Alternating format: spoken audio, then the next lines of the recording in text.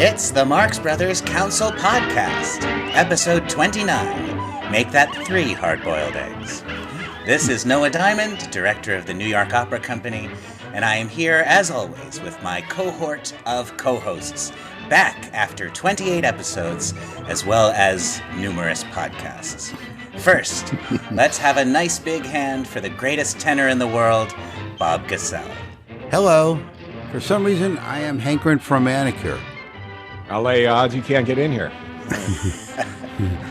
And of course, please welcome those 5 kids up in Canada, Matthew Conium. And the curtain will be up again next season. And our special guest is a gifted photographer, designer, writer, and musician whose novel Royalties, available now, is inspired by showbiz legends on both sides of his family. And he recently appeared to great acclaim in Home Again, the Marx Brothers and New York City. We all kind of feel like the Marx Brothers are family, but for him, they really are family. Son of Arthur, grandson of Groucho, great-grandson of the worst tailor in Yorkville, Mr. Andy Marx. Welcome.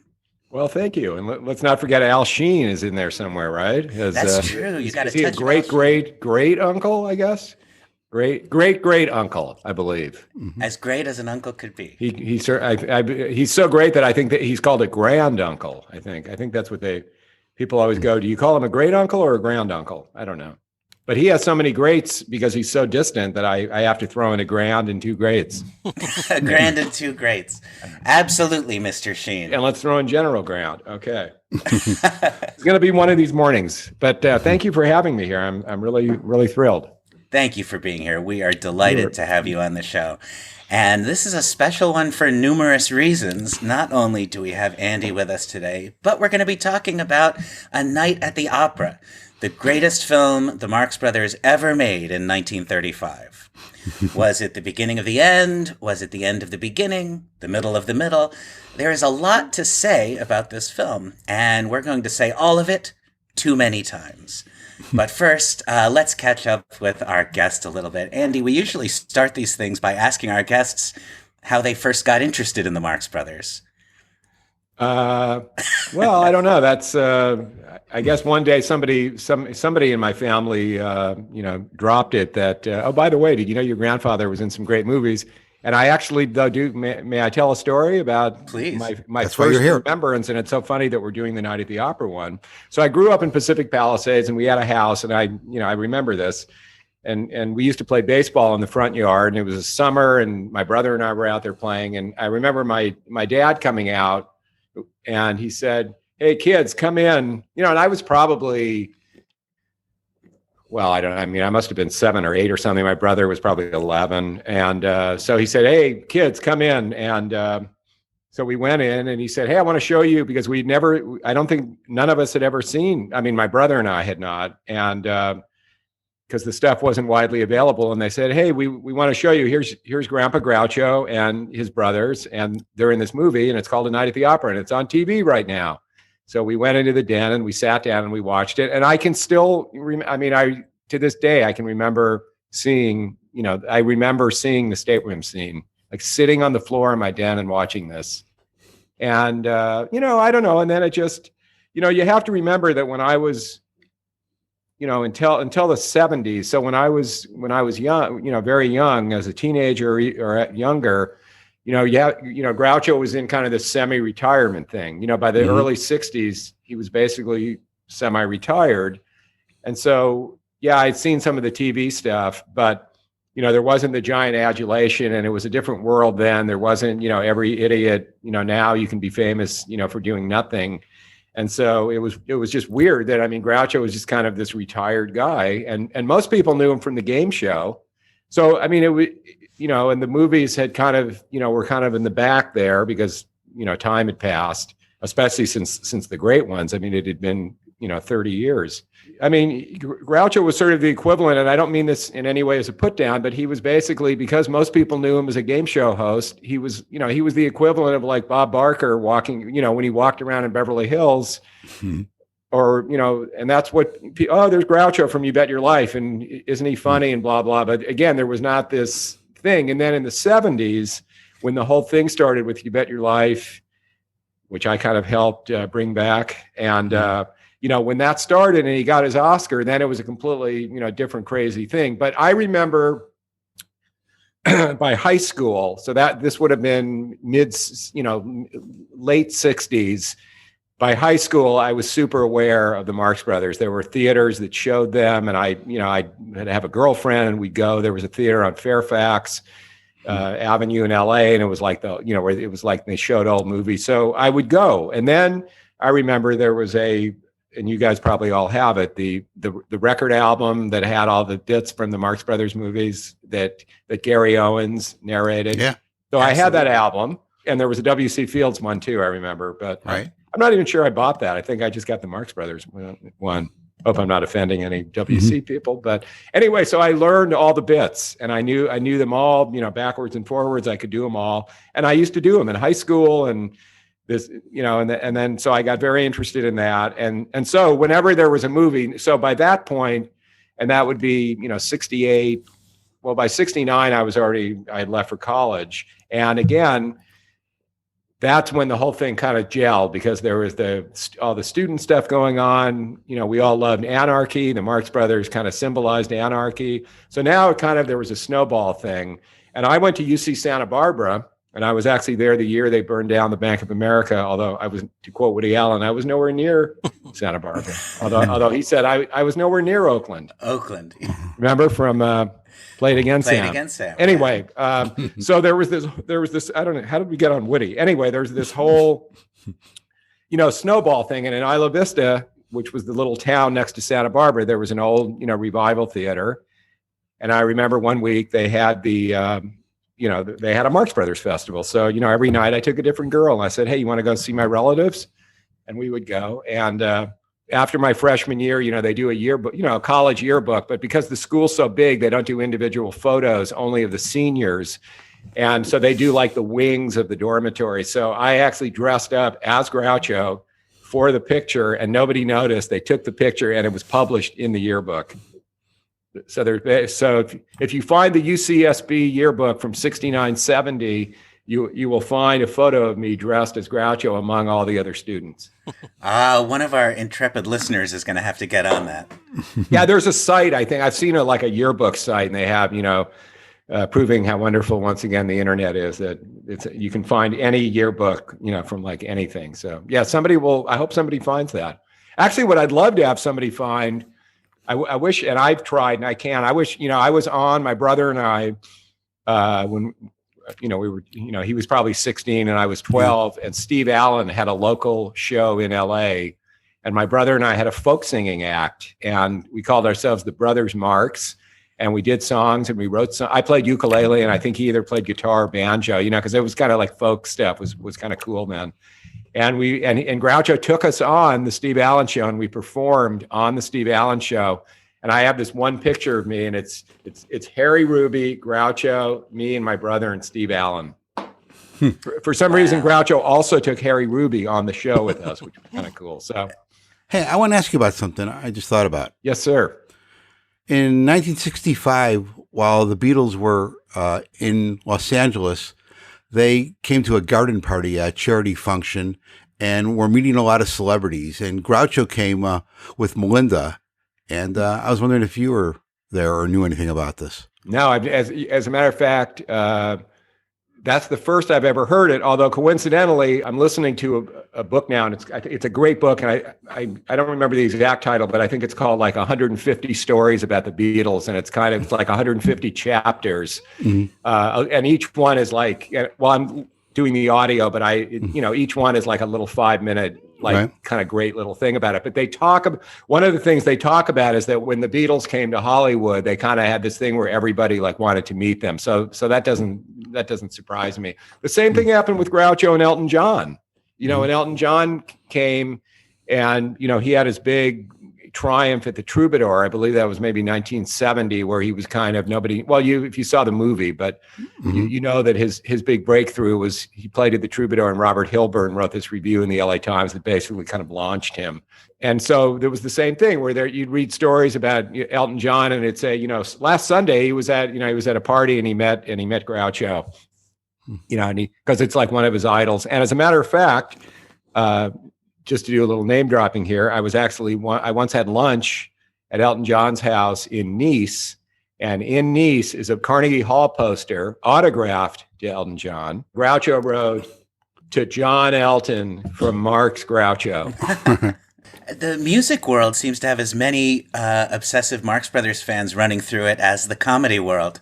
Oh, I know. I mean, you have Queen, you have, I guess they on Sgt. Pepper's? Are they on the cover of Sgt. Pepper's? They really should be there, but I thought Groucho. None of them. Okay, I guess I'm wrong. I guess like Marilyn Monroe. Laurel and Hardy are. And maybe Fields. Yeah. Yeah. They should have been. I don't know why. I also wonder why Apple never did a Think Different, thing with Groucho. Oh yeah, should have done that. But yeah. Well, certainly their place in the firmament is assured. Anyway, I do know, to answer your question. I had never heard that, but that's actually really cool. That I wish I had gone along on that. That's really cool. There is a brief film clip of Groucho being interviewed outside the party, and you're kidding. He does not seem thrilled to be there. What do you want? Well, what are you going to do in there, Groucho? Are you going in to listen to beat music? I'm going in and get drunk. You wouldn't dare. Are you really? Of course I am. Brought the charming family with you? Whenever I can get a free drink, I'll go anywhere. You bet your life. Yeah. That's a very funny answer. Wow. One of the things that, speaking of the Beatles, that I always remember, because I always say this about, and, we all kind of know this, but, Groucho was so brilliant. And, he read so much, and he was just so amazingly smart.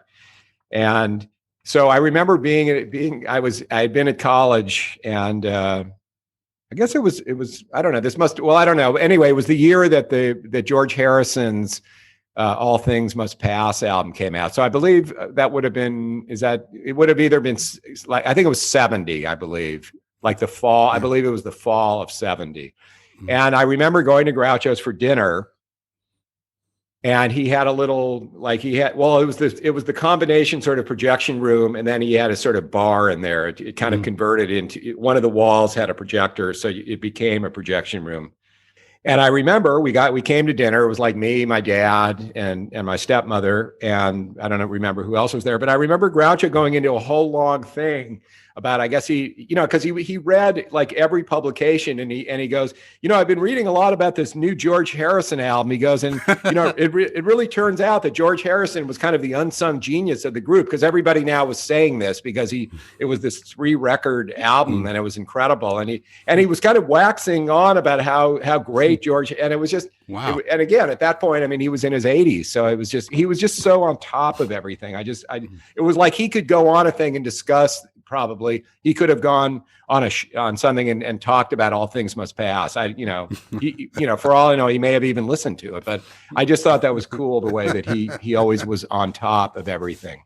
He used to do a thing. I remember when I was up at the house a lot, when I was working on the You Bet Your Life thing. I would find him. It was once a week. He would get a copy of the New Yorker. And then he would clip out his favorite cartoons, and he kept him, like in an envelope or something. Can you imagine Groucho Marx? He's going through the New Yorker, clipping out his favorite, cartoons. A lot of these things, it's sometimes hard to imagine Groucho Marx doing them, but it's so easy to imagine a grandfather doing those things. And that's one of the reasons your stories are so heartwarming. You were, of course, his grandson and a member of the Marx family, but you were also his friend, and it really comes across every time you're mentioned in a book about the Marx Brothers. It's very clear that there was a real relationship between you and Groucho. Oh, that's so nice. Thank you. That's really nice to hear. That's nice. He was grandfatherly, and but yeah, we had. Especially the 2 years that I was up there, doing the You Bet Your Life thing. It was like, and Steve Stoliar was up there, doing the fan mail stuff. But what a thing, to basically be, and hanging, every day I would go there and catalog and archive all the You Bet Your Life stuff. And I don't know, he would do his stuff, and then we would eat lunch together, and then he'd say, "Hey, run a couple, let's watch him." And then you'd sit there watching him, and he'd go, "Yeah, I remember her. She was an idiot." And go, "Wow, that one really made me laugh." Or this one, he goes, "Wait, watch. This is really fun." And he remembered like every every episode. And, he would just say that. So what a thing. And then I would, I'd end up staying, for dinner. I mean, I literally was at that house for almost 2 years straight. Comes across very strongly in Charlotte Chandler's book, I think, doesn't it? There's a lot of references to you in there, with Groucho being speaking very warmly about you. Well, that's yeah. I remember my quote in the, she asked me who my idols were, and I remember saying Elton John and Woody Allen, which I thought were actually pretty good idols back then. I kind of, I was into music and I was into comedy. So those were kind of my two faves. And I've met them both, fortunately, which is kind of a thrill. And I wonder if, as a way of transitioning into our discussion of A Night at the Opera, Andy, you told me a story about watching A Night at the Opera in the presence of Groucho, and Groucho wasn't the only noteworthy person in the room. Right. At the time. The other one was Jack Nicholson, and you have to remember this was. You guys are more film buffs than I am, probably, but so that would have been 1974. He was not like this big star yet, whenever it was. I mean, he had done Last Detail. Everybody thought he was cool and awesome, but he had not sort of done the big breakthrough movies yet. And he was just, he's like a normal guy. And the girlfriend that I had at the time was from New Jersey, and I believe he's from New Jersey. And so they were going on, and so we all had dinner together. Like, so here I am, we're having dinner with Groucho and Jack Nicholson, and then Groucho says, "Hey, I want to watch A Night at the Opera." And then Jack says, "Yeah, great." So we go in there, and the four of us are sitting there watching A Night at the Opera. So that's my other memorable viewing of A Night at the Opera. Did Groucho laugh out loud when he saw himself? Yeah, he did. He really reveled. In one of the things I wrote.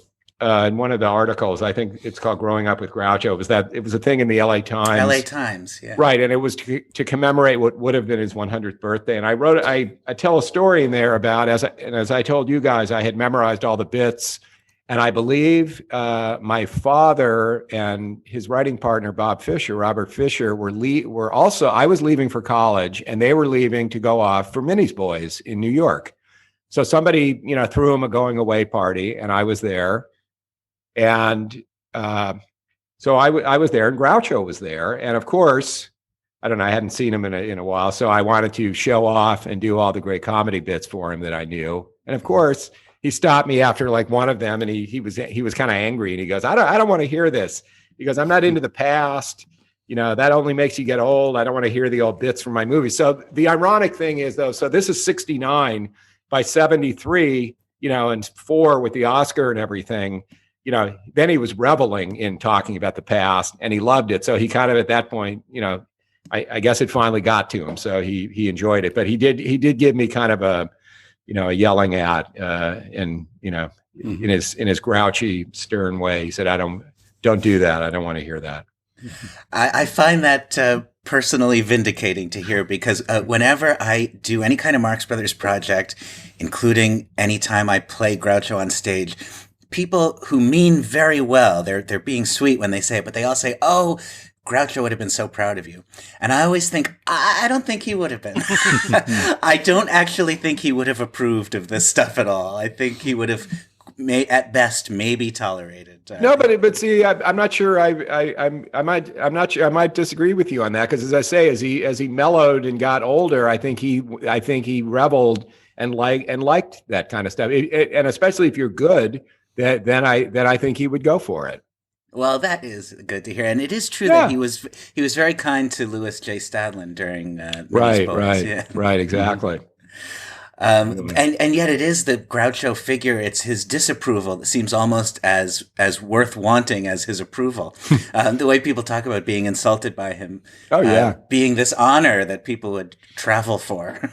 I know. Yes, that's true.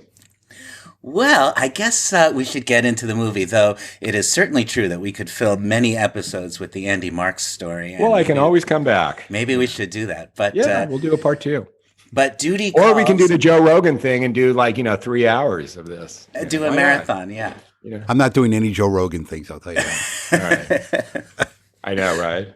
Yeah. We'll call it the Groucho Marx experience. You know what I always wonder, and we don't have to get into a whole political thing, but before, what do you, I guess it would depend on at what age, but what do you think Groucho would have made of Donald Trump?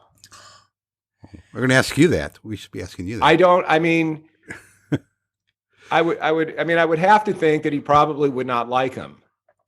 And I would say that at all ages. I would say even because he was not, it's funny. My father, as he got older, and many people as they get older, they get more conservative. And so my father went from really kind of a raging liberal to, in the later years of his life, he actually had a photo of Bush in his office. And I don't even know if it was signed. It was just like a framed photo. And I believe I'm talking about, the junior or, H, whatever, the younger one, not the, so my dad got very conservative and kind of Republican. And, actually come to think of it, even way back during the Vietnam War, at some point, he actually thought the Vietnam War was a good thing. And I also remember, because I used to get into fights with my dad, he was pro Nixon and didn't believe that Nixon did anything. It's kind of like this, what's going on now. And my dad would say, well, other people did stuff, but he didn't know about it. Like, that's what he would say. So my dad turned pretty quickly, but Groucho never did. And so I've got to think that he would think it was insane. I think. I don't it's hard to imagine Groucho approving of Trump's politics, and as well as his style and personality. I think there's something in the Trump era too that showbiz people, no matter what their opinions of Trump are politically, they recognize him as in many ways more of a showbiz figure than a political figure in the traditional sense. And a lot of the sort of American tradition of hucksterism that is a big part of what the Marx Brothers were satirizing and working with a lot. That's true. Yeah. It comes up a lot in Trump as a public figure. Yeah. I think he might have recognized him as a rich source of material. That's for sure. He would have. I think he would have liked to have been on stage next to him in Animal Crackers or something. Yeah. I think politically though, Groucho was an odd mix, wasn't he? I mean, he was kind of a fiscal liberal and a kind of an economic liberal, but he also did have some very socially conservative views, and he wasn't. Well, like what? He wasn't. I mean, I'm not. He wasn't too keen on the march of time. He liked. He liked things to stay the same, and he was. Yeah, well, who doesn't? And he was very. I agree with that. Yeah, exactly. But I mean, he particularly just before the big '70s revival kicked in, he was starting to get quite sort of. I mean, there is one interview where he does say he surprised himself, but he is supporting Nixon because it's better than obliteration. He did. Yeah, and then completely. This was like at the 11th hour before the big youth cult began, and then he reversed again. But I think he didn't like student unrest. He didn't like, Yeah, you know what? That's probably true. He didn't like drugs. I mean, of course, he was very anti-drugs, wasn't he? And right. I think he just thought that modern life was going too fast. He was born in 1890. I mean, exactly. He was. Well, I mean, but again, who doesn't think that? Yeah. I mean, don't we all think modern life is good? But then at one point, didn't he say? Wasn't he quoted in some magazine where he said like Hoover or somebody should be assassinated or Nixon? Oh no, or Nixon, right? Yeah. And then he went on the enemies. Yeah. Okay. So funny. I was talking to John Tefteller about that just the other day, actually, and he said what you don't hear about that story is that Erin was absolutely furious, and she said you've done a stupid thing. You have to backtrack on that. And apparently, Erin was quite conservative, which I was surprised to hear. But that's what John Tefteller said. Yeah. Oh, that's it. I did not. Yeah, I know. Can you imagine if this whole thing was going on during, if there had been social media back then, that would be nuts. Can you imagine Groucho on Twitter? I mean, for God's sake. No, I know. Steve Stoliar probably would have been doing the Twitter, would have been doing the tweet or something. That's right. Yeah. Anyway, all right. It's funny. I heard. Have you guys? Well, we can go on. We don't need to belabor Steve Stoliar. That's fine. I like Steve, but at one point they were supposedly going to do that movie out of Rob Zombie was going to do that movie. Yeah. But it's funny because and it's funny that Steve never. If you read Steve's book, he doesn't give this impression. But I heard Rob Zombie on he was on Joe Rogan and he was talking about the movie and how the whole movie kind of fell apart and everything. But he's telling the story and he says, oh, well, you know, Steve Stoliar was in charge of the entire household and he was in charge of everything that went on with Groucho, which is complete nonsense because it wasn't. I was actually in charge. And legally I was appointed as conservative. So I don't know where like Rob Zombie, you know, got that info from, but I don't think Steve ever actually said that in his book. So I'm not sure. I don't know. No, he didn't. Maybe the screenplay went in another direction. Did you ever see that? That was the guy that's the same guy that wrote the Beach Boys movie, right. I believe. And I don't know, maybe Rob just, you know, thought he heard that or something. But anyway, I didn't feel like I needed to get in a Twitter war with Rob Zombie and correct him. So maybe your listeners will hear this and go, yeah, Andy was really in charge. It doesn't matter. But I did take care of him up to the end. So, you know, I mean, as best as I could. So, and so did a lot of other, obviously, doctors and people like that. So there was a very young doctor, a guy named Richard Gold, who I don't know, he was like an intern, so he probably was like 30, and he was the doctor he was doing his internship for the main doctor who Groucho had been going to for years, a guy, and he was kind of like at retirement age, so he had like a young guy. So he has this guy, Dr. Richard Gold, and so literally every day I have to talk to Richard Gold, either at the hospital, what's going on, what's his thing, what do we need to do, blah, blah, blah. And this goes on, you know, for a month or so, 6 weeks. And then finally I get the call from Richard Gold saying, you know, you better assemble now because he's probably not going to last more than a couple hours. So I had a girlfriend and my dad and my stepmother, we all go back and that was it. And, you know, he died, you know, an hour later. And then I had to take care of the stuff with Dr. Gold. And again, he wasn't much older than I was at the time. And so anyway, okay, years go by. So that's 77. I don't know, like in the 90s, I needed, you know, I just wanted to go get a physical and I hadn't had one in years. So I wanted to find a new internist. So I call a friend and they go, oh, go to this guy. And so of course I go. And I mentioned something about Groucho and he goes, why are you mentioning Groucho? I go, well, because he was my grandfather. And he goes, really? And he goes, oh, I was the doctor that took care of him, you know, in those last couple of months. So the internist that a friend of mine sent me to, who's still my internist, was the guy that, you know, that was overseeing Groucho, you know. Wow. I mean, isn't that so weird? Absolutely. Wow, that's incredible. And you're sure he wasn't a horse doctor? Yeah, he might have been. It was a pretty big pill, but you know, you're a pretty big pill yourself. All right. Are you drinking wine? Love that. My God, what time is it 20 there? to 8, so it's okay. Oh my God. The sun is well over the yard arm. Oh, that's so great. Are you guys like in lockdown and everything? What's going on with you guys? Yeah, absolutely. There? That's what the wine's all about. Yeah. Okay, yeah, I got the weed. We start in the morning and we finish up about 2:00 in the morning. And then, that's good. And so what is it? You're not allowed to go out or is everything closed? No, we're allowed to go out, but it's not supposedly only for essential purposes. Right, yeah, which I think they're going to start here again in California. I keep reading. They've already started. They have a curfew now. All right, I've kept you now from getting to the gist of the show.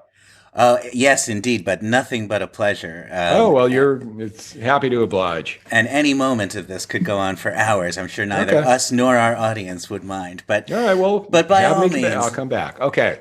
Let's transport ourselves to MGM in 1935 and take a look at this flick. We have been spacing out the deep dives because there are really so few Marx Brothers movies, and Bob has engineered the master order in which we're attacking the films themselves. And so we have finally gotten to A Night at the Opera, which is a big one. It's one of the films that has been thought of as perhaps a masterpiece. Some still consider it the Marx Brothers' best film. I think most of us feel that it is a little further down on the list than that. But it is one of the richest subject matters. Yeah, okay. Well, we will definitely get into it. But regardless, it is certainly one of the films that there's the most to say about. And partly that's because it's different from all the films that came before. And right at the beginning of the film, in the opening credits, we're confronted with some of those important changes. Matthew, I want to read a little bit from your book. Matthew, in the annotated Marx Brothers, talks about the very title, A Night at the Opera. which we've come to accept as not only the title of this movie, but a very Marx Brothers title. To the point when people are referencing the Marx Brothers, they always say, it's a night at the something, a day at something. But this title's iconoclasm has faded a little bit over time. Matthew says, the unlikeliness of the collision is deliberately played upon. The very title carries this frisson. A brilliant juxtaposition, the Marx Brothers promising wildness and chaos, and the deliberately classy, sober-sounding A Night at the Opera. We're so familiar with this title now. ... We forget how clever and exciting it must have sounded. What a masterstroke it is. Just how funny a title it is. Audiences would have seen that title and laughed at it, and it carries a palpable tingle of anticipation. Yeah, and we should note that the title was released like almost a year before the film came out, right when the Marx signed with MGM. So there was a lot of buildup. Yeah, and after all the, monkey business, horse feathers, duck soup, and the next one is called what? Night at the Opera. Yeah, absolutely. Yeah. You also talk, Matthew, about the change in billing that occurs here. Which suddenly is very mysterious. Suddenly, Chico leaps up to second place, and a lot of people have said, well, these things, they probably didn't even notice, or something like that. But it can't be. Billing is one of the most arduously sorted out things in any movie, and if Chico has changed billing, somebody has made that decision, and I can only think, although my every instinct rebels against it, that Chico made that a little sweetener in the deal that, by all accounts, he was instrumental in them getting the Thalberg MGM deal.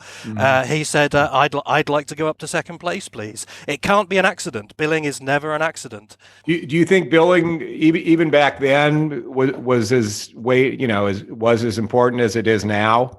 I think so, yeah. If not more so, but certainly as, yeah. And it's always been Groucho, Harpo, Chico, and suddenly it goes Groucho, Chico, Harpo. Yeah. I mean, in my opinion, they should have been alphabetical, and then the matter would never have arisen. And nobody is going to think, oh, well, Groucho's not the main character suddenly, because you only have to look at the film to see that he is. But it wasn't alphabetical. It was always priority billing. Groucho's always first, as he's always the main character. And suddenly, ironically, right at the point where Chico starts to recede in importance in these MGM films, he leaps up in billing. It's a perplexing matter. Yeah, I've never even thought about. That actually is perplexing. Yeah, I never even. Yeah, that's. Are there other people that weigh in on this and have any explanation for it? I think the explanation of, since Chico was instrumental in making the deal, that might be. That makes sense. Yeah, it's just hard to imagine him caring that much. It's. No, absolutely. Yeah. Yeah. And then in the same category of billing and cast listing, this is the first time we are flying as a trio. The first Marx Brothers movie without Zeppo, who by this time was already a fairly successful agent. Robert Bader in Four of the Three Musketeers notes that around the time, just after the brothers had signed with Thalberg to make Night at the Opera, Zeppo had a meeting with Thalberg in his other capacity as an agent. He was trying to get Thalberg to sign one of his other clients, and he threatened that if MGM didn't sign his client, he would rejoin the Marx Brothers. And there are, I think, in A Night at the Opera, Zeppo's absence is felt. Whatever we may make of Zeppo's contribution to the first 5 films, among the things that feel different in A Night at the Opera is the absence of Zeppo, or the absence of a fourth Marx brother, anyway. Taken over by Alan Jones. Yeah. I mean, yeah. Not least as a sounding board to Groucho, in fact. An awful lot of Groucho's material in the first 5 films is delivered to Zeppo. Right. Zeppo, yes, he stands there not doing very much, but that figure, that character, that role, is very much part of Groucho's comic armory, and you do notice its absence. Well, but you're right, but I think part of that is the fact, that Thalberg did not want to, as I talked about in the movie that I wrote.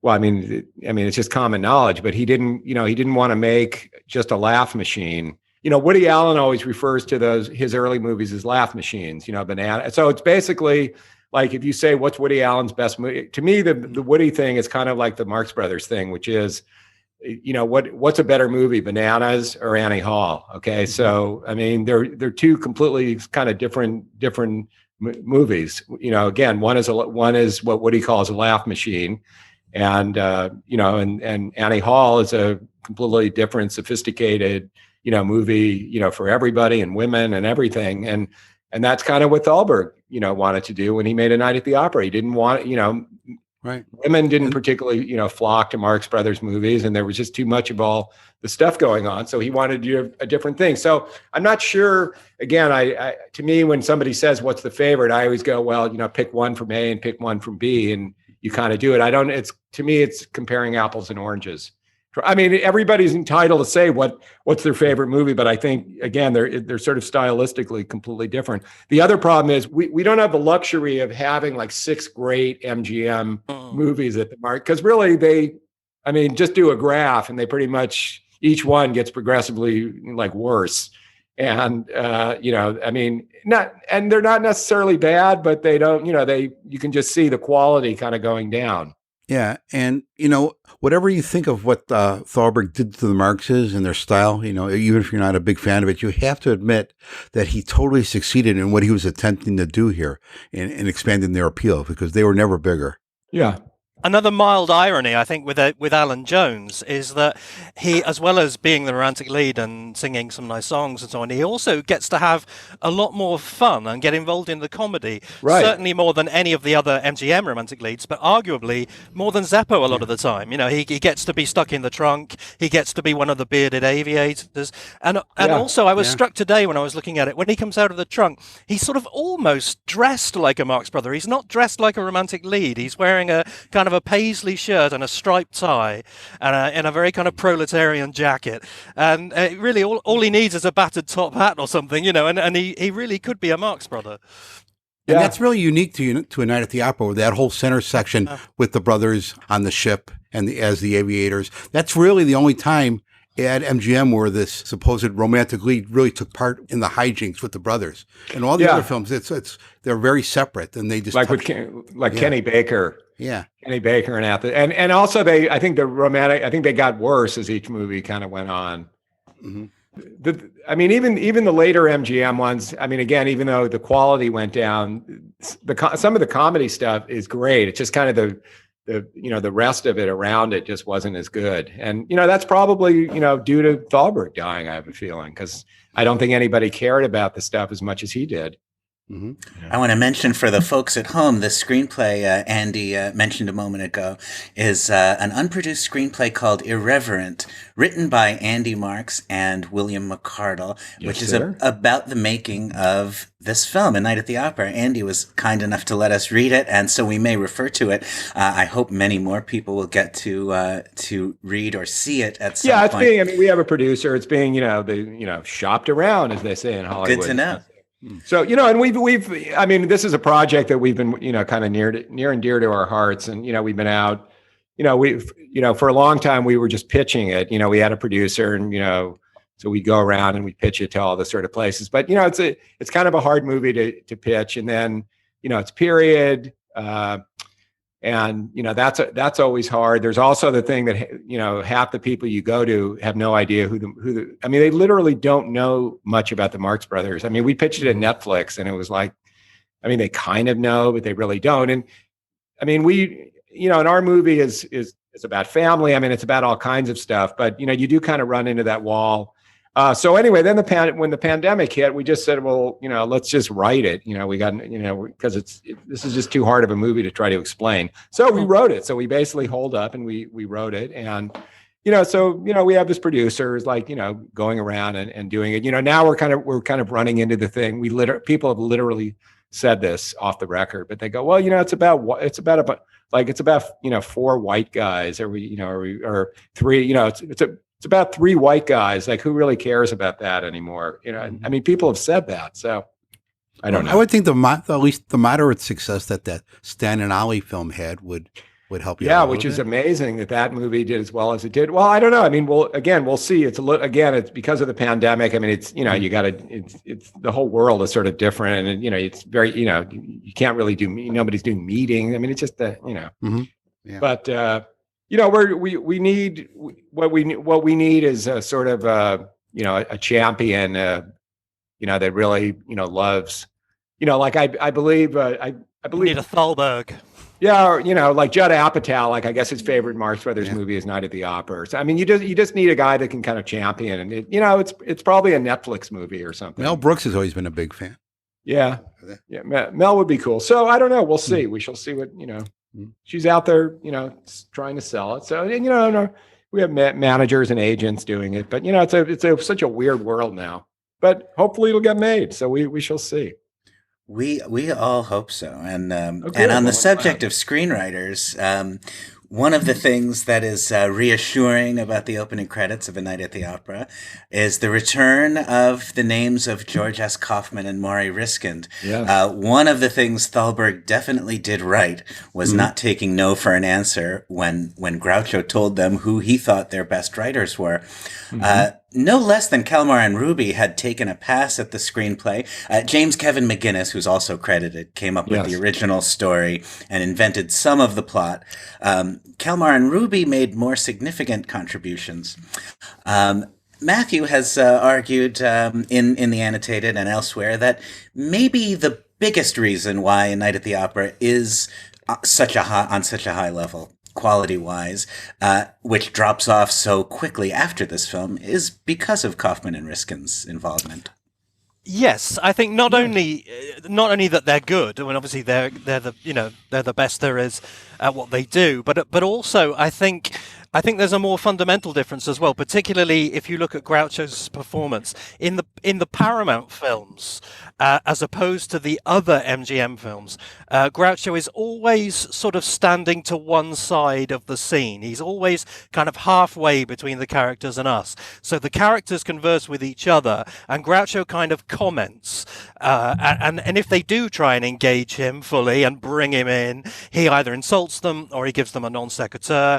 And he always kind of maintains that distance, and that disappears in the later MGMs. He becomes much more a character integrated into the drama. And in A Night at the Opera, he's still that Paramount Groucho. He's still not really fully involved. So he'll make a comment to Margaret Dumont, and then he'll look at us and say, "She figures that one out. She's good." And so really, I think we do need to start thinking about drawing the line not between Duck Soup and A Night at the Opera, but between A Night at the Opera and A Day at the Races, because he's still absolutely the authentic Groucho here. I absolutely think that, without making a judgment on the film as a whole, that after Animal Crackers, I think Groucho has his best material in A Night at the Opera. Yeah, I would agree. I would agree with both that, and I would agree with what Matthew said. I mean, that's absolutely right. I mean, he only tends to come into the scene when he's with his other brothers. If he's talking to Chico or he's interacting with Harpo, then he goes right into the scene. But with other characters, he always maintains the kind of invisible wall where he's nearer to us than he is to them, and that's what changes. And it hasn't changed here. He's still the Groucho we want him to be. Now, do you not feel though that I mean, and I totally agree with you. But don't you think there's still a little bit of that? I mean, maybe it's less, but in Day at the Races? Slightly, yeah, but noticeably less. Notably less every time from here on, yeah. Plus the fact that, he's a horse doctor and he's trying to hide it and is nervous and afraid of being found out for most of the film. It really dilutes the character. That's not what Groucho's all about. That's right. Right. The plot itself in A Night at the Opera, it gives Groucho a little more room to do his normal thing. He's not quite as constrained by the storyline as maybe he is in Day at the Races.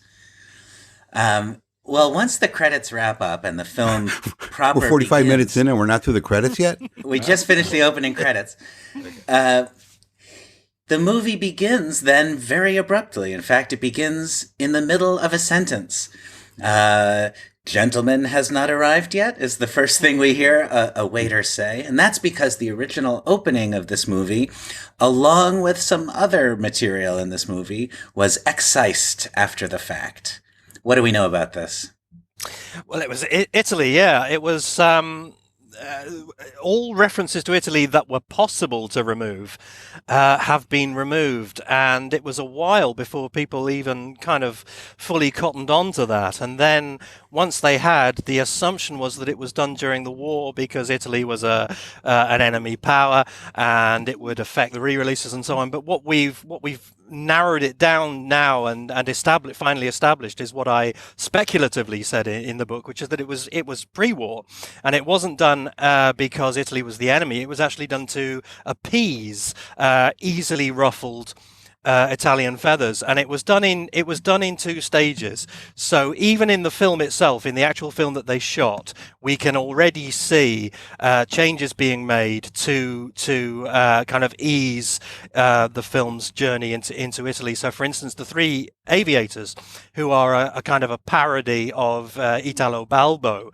the Italian aviator, who had a similar reception in America, they're not named, and even in the newspaper that you can see, they're actually described as Greek, or they're called Santopoulos, the Santopoulos brothers, so they appear to be Greek.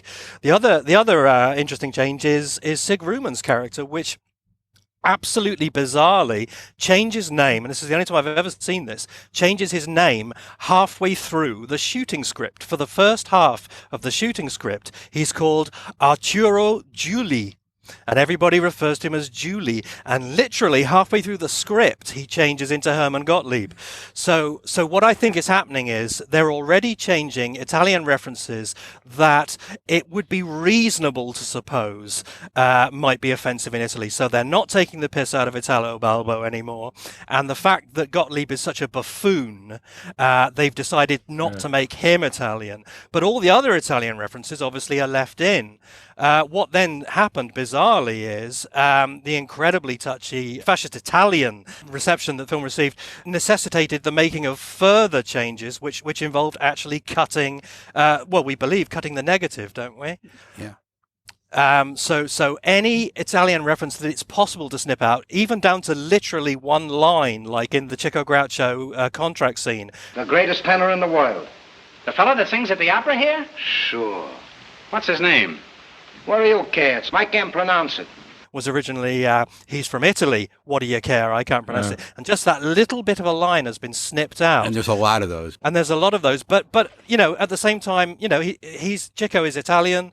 Alan Jones is called Riccardo Baroni, right. Rudolfo Laspari. So in a way, they're on a hiding to nothing.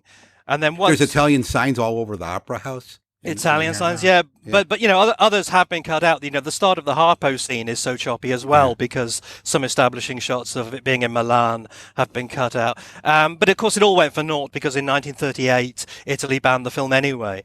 So unfortunately, we're left with this choppy version, as we know and as we've discussed before. There is a print in Hungary which allegedly has got some of it in. Some of the dialogue cuts are in there, but that opening long sequence before the first scene that we have, which was a kind of a musical number set in a bustling, kind of cliche Italy full of merry peasants and so forth, all of that is lost, and so far as we know, at this point, lost beyond retrieval. And if anyone at home wants to listen back, it is in episode 6 of the Marx Brothers Council podcast that our friend Tom Rocks, who got to look at some of that Night at the Opera print in Hungary, he reports on his findings there in episode 6 of this show. But once that waiter delivers his half a line, we are right away into a good comedy scene with Groucho at the very top. We get the immortal line, "You remind me of you." We get Margaret Dumont, who often does deliver material that is in its own right funny, asserting that it is too late to dine. It's always a drag when you get to that part of the night where you're still hungry, but it's too late to dine. We meet Hermann Gottlieb, director of the New York Opera Company. Another line that Dumont has in this scene that amuses me, that I think only Kaufman and Riskind would have given her. As incredible as it may seem, Mrs. Claypool isn't as big a sap as she looks. How's that for lovemaking? I think the Europeans do it better. That's a bit of Kaufman-esque social satire that even Kalmar and Ruby, I don't think would have had her say that. It's easy to look at Gottlieb and just peg him as a villain, with the mustache and the accent and everything, and Groucho insulting him. But when you think about it, he's not really a villain. He's not looking out for the opera's interest. He's looking out for Mrs. Claypool's interest, and he really doesn't do anything that somebody in that position shouldn't do. Yeah, and he's coddling Laspari because Laspari is an investment and Laspari is valuable to him. But when and he doesn't seem opposed to the giving Baroni a shot at some point. Exactly. Yeah. Sometime when he has a reputation. Yeah. It's true. Laspari is the villain you boo in this piece. And indeed, he does get booed by the end of the movie. But yeah, Gottlieb is not a thoroughly reprehensible guy, nor is he thoroughly likable in the Roscoe W. Chandler mold. I mean, he says, your husband left you all alone with $8 million. I mean, he is a little hung up on that. And toward the end, his treatment of Driftwood and company is a little more, it's not malicious, but he is very eager to see these people thrown in jail. Nevertheless, he's not quite a mustache twirling villain such as he himself would play in some subsequent Marx Brothers outings. Anybody have anything else about this first scene before we move on? Yeah, do you guys, because you're just talking about Margaret Dumont, there seems to be one, and I've noticed it a few times, where it looks like she's almost like she's trying to keep from laughing. Like I'm reminded of like when you watch those Carol Burnett shows and they can't keep a straight face. There's this one moment in that dining scene where it's like, and the thing they always say that about, that Margaret Dumont never understood any of the jokes or anything. Well, it's funny because in this thing, there's this one, I don't remember after which thing, but it literally looks like she's trying to stifle a laugh and like she obviously got the joke. There are a few moments like that, and it's always lovely to see. It is. But also, it is. Groucho's the woman that Groucho is originally dining with remains in focus. And watches and for the whole scene watches, and she also is clearly very amused, which is nice, I think. I was reminded, I had forgotten this, I was reminded looking through Robert Bader's book last night that on the Night at the Opera tour, when they took some of this material on the road to test it in front of audiences, which is the main subject of Andy's screenplay, Margaret Dumont didn't actually go with them on the Night at the Opera tour. I didn't know that. She's on the races one, wasn't she? She was on the races tour, but on the opera tour, her part was played by Dorothy Christie, who is familiar from some other comedies. She was Mrs. Laurel in Sons of the Desert in 1933. Interesting to imagine. In my mind, of course, it's Dumont on stage with them in the opera. Well, we don't know whether she just didn't want to do the tour or whether they hadn't locked her in for the film yet, do we? We don't know. Yeah, that's a good question. Although it's hard to imagine that role wasn't written with her in mind. Right. We don't actually know that. It's a good point. She had been on tour with them last in 1931 when they did their British tour. Then she traveled with them and appeared with them in England. But since between 1931 and the Races tour in 36 or 7, she only worked with them on film. Mm-hmm. Well, moving along from this scene, we meet Harpo, who is using some throat spray to improve his singing voice. It seems like an amusing enough throwaway gag, but in the very earliest draft of Night at the Opera by James Kevin McGuinness, that was built into it as a joke. Harpo played the greatest tenor in the world in that version, and just happened to never use his voice anytime in the story. But we barely have a chance to come to terms with the idea of Harpo using throat spray, because we then have to come to terms with the idea of Harpo being rather sadistically beaten by Walter Wolfe King as Rodolfo Laspari. This is the first big piece of evidence in the movie of the new approach, the Thalberg method of drumming up sympathy for the Marx Brothers by having them be the victims of the film's heavies. Harpo is beaten fairly savagely and whipped in this scene, but he also has a chance to show off a succession of costumes. I think this film is so good so well written that it almost gets away with even these things. I think the scene later on where Groucho goes into Kitty Carlisle's cabin and gives her the letter for it's a very soppy scene, but for some reason I don't mind it. It's written well and it's played well, and I think also this bit with Harpo, they almost get away even with this because Harpo is being quite spunky and he has all those costumes on one over the other. I think it just finally misses when he goes back into the room, and then we hear the sounds of him beaten again. And I've seen this film. Right. I've seen all their films with a live audience, luckily, but this one I've seen by far the most. It's the one that gets revived the most often in Britain, and I've seen it literally 20 plus times. And the audience never knows what to do with that moment, and it always gets a very nervous ripple of laughter because people are thinking, is this meant to be funny that he's gone back in and he's clearly getting a load of slaps and punches, and it isn't a very misguided moment. I think it should end with Kitty comforting him, and then they just get away with it. Perhaps the better ending would have been for the door to open and Laspari to have been tossed out. Then it was Harpo who had been doing the beating. yes. No, it's like it's like the ending of A Day in the Life in Hollywood, where literally like you go to the theater and people did not know how to react, to that ending. I mean, people laugh. I mean, they just, it was an uncomfortable thing because you didn't really know like how you were supposed to react to that. Yeah. Yeah.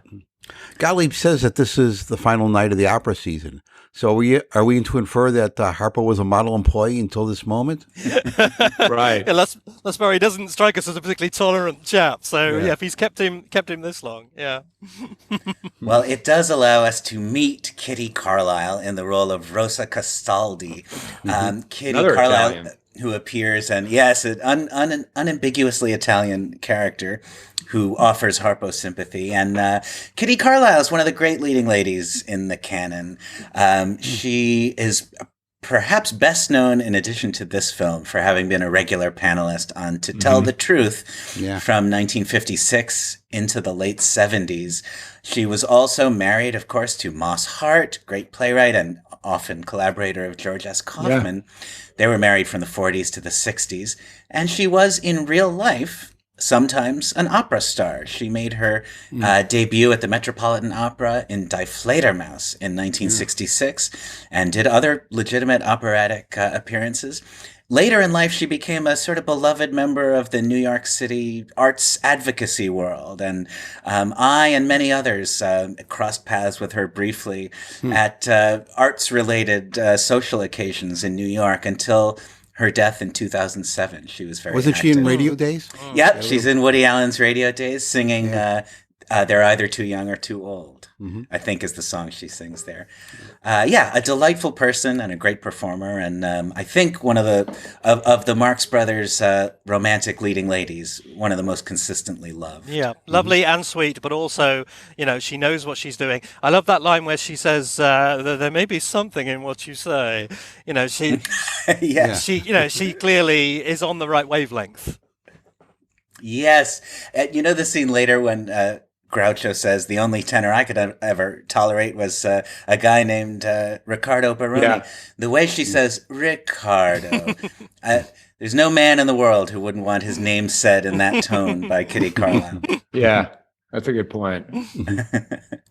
And shortly thereafter, we also meet her counterpart, Alan Jones. We talked about him a little bit earlier. He is the romantic leading man of this piece. In some ways, he inherits some of what Zeppo would have done had he been in this movie, although it's not cleanly a Zeppo role. This is first big break for Alan Jones, who on the strength of this film is cast in Showboat the following year, and he returns in A Day at the Races with the Marx Brothers. The year after that, he later shared the screen with other great comedians, Fanny Brice, Abbott and Costello, Olson and Johnson. Did a lot of stage musical work regionally through the 1980s. He also had another career breeding and raising racehorses on his ranch in California, despite Maureen O'Sullivan's objections, I suppose. And back in our episode that Frank Ferrante appeared on, episode 3, Frank told us that Wait a minute. Frank Ferrani was on before me? Oh, I'm afraid It's an outrage. He, It's an outrage. He warmed up the guest chair for you. I should have you whipped. We'll send you a horse. It's all right. It's fine. It's fine. I like Frank. I'm kidding. Frank told us that Alan Jones used to go around with a highlights reel of all the scenes that he was in Opera and Races. This is the opposite of what most Marx Brothers fans would want. He cut out all the Marx Brothers stuff and just kept the Alan Jones scenes. God, like I said, the only thing better than that would be a Kenny Baker highlight reel. Wow. So there's Jones and Carlyle for you. Perhaps even more exciting than this, we meet Chico, who gets the mail, and then meets Harpo. Let me go back for a second. When Chico first comes in, he tries to get his mail, and he makes a little joke how he doesn't have a job and doesn't have any place to get his mail, and he laughs at himself, which is, a little more self-aware than he has been in the past. Compare that to when he's not eating in monkey business for 3 days, yesterday, today, and tomorrow. There he's totally serious, but here he seems a little more, self-effacing and aware of his place in society. Yeah. Yeah, I think Groucho changes least at this point. Harpo changes function, but he doesn't actually change his comic persona. But Chico is the one that straight off the bat changes his comic persona. He becomes the pal, the helpful friend. Yeah. Yeah, we have these more traditional storylines at MGM, and it's a little tougher to bring the Marxes into them. So, Chico is used for the express purpose, at least at the beginning of these films, to tie the Marxes in. He's the one who usually calls Groucho and brings him into the storyline. Yeah. Yeah. Yeah, it's true. It's the beginning of avuncular Chico. Yeah. Avuncular. Yeah, I like that. We get a sort of circle around the ways in which Harpo has been, to some extent, stripped of his powers after he and Chico meet and exchange identical gifts of salamis. Harpo goes to cut the salami with an axe, but it's not an axe that he keeps in his coat all the time. It's an axe that's conveniently located nearby. And this will happen a few times in this film. Later on, he needs a pair of scissors to attack a butterfly, but he finds the scissors, not concealed in his wardrobe. Nevertheless, it's a very happy moment. I love the Harpo and Chico greeting here, the enthusiastic embrace between them. It's a lovely moment. Chico and Alan Jones have an interesting conversation referencing all those years we studied at the conservatory. This is the beginning of an MGM tradition that is underlined in the big store. Chico as a sort of music academic figure. And he also mentions working in the circus, doesn't he? Yeah. Yeah, in fact, we actually get 3 future Marx references here, because he also says, you bet to my life at the end of the scene. Yeah. That's right. Yeah, it's just a lot of things pointing the way forward. Chico had the gift of time travel. I think we've proved that. Yeah. All right. The next time we see Groucho, he's riding in a carriage outside the opera house in what we know as Milan. And he has the memorable line, "On account of you, I nearly hate the opera." Which goes back to the original. Such a great line. Yeah. That's a Kalmar and Ruby line from the Kalmar and Ruby treatment that preceded Kaufman and Riskin's work here. He follows that up with that, the second kind of topper to that line. Yeah. Once more around the block and slowly. Yeah. And then the scene in the opera house, Groucho's in the box with Dumont and Sig Rumen. Gottlieb sends Laspari an invite to see him by way of Harpo. Laspari tries to woo Rosa and is so unsuccessful that he attacks Harpo, who he finds busily whistling and banging on dishes.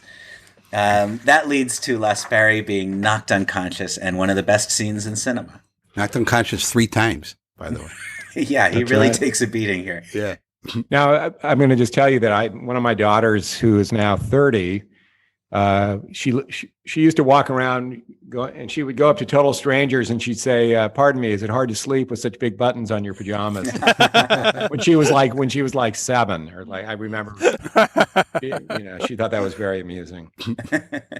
I wonder, The contract scene, which I'm sure we have a lot to say about, but just to open that part of our conversation, I'm always amused when it's over and we cut back out to the wide shot and we are reminded that Groucho and Chico are standing on Les Perry's unconscious body this whole time.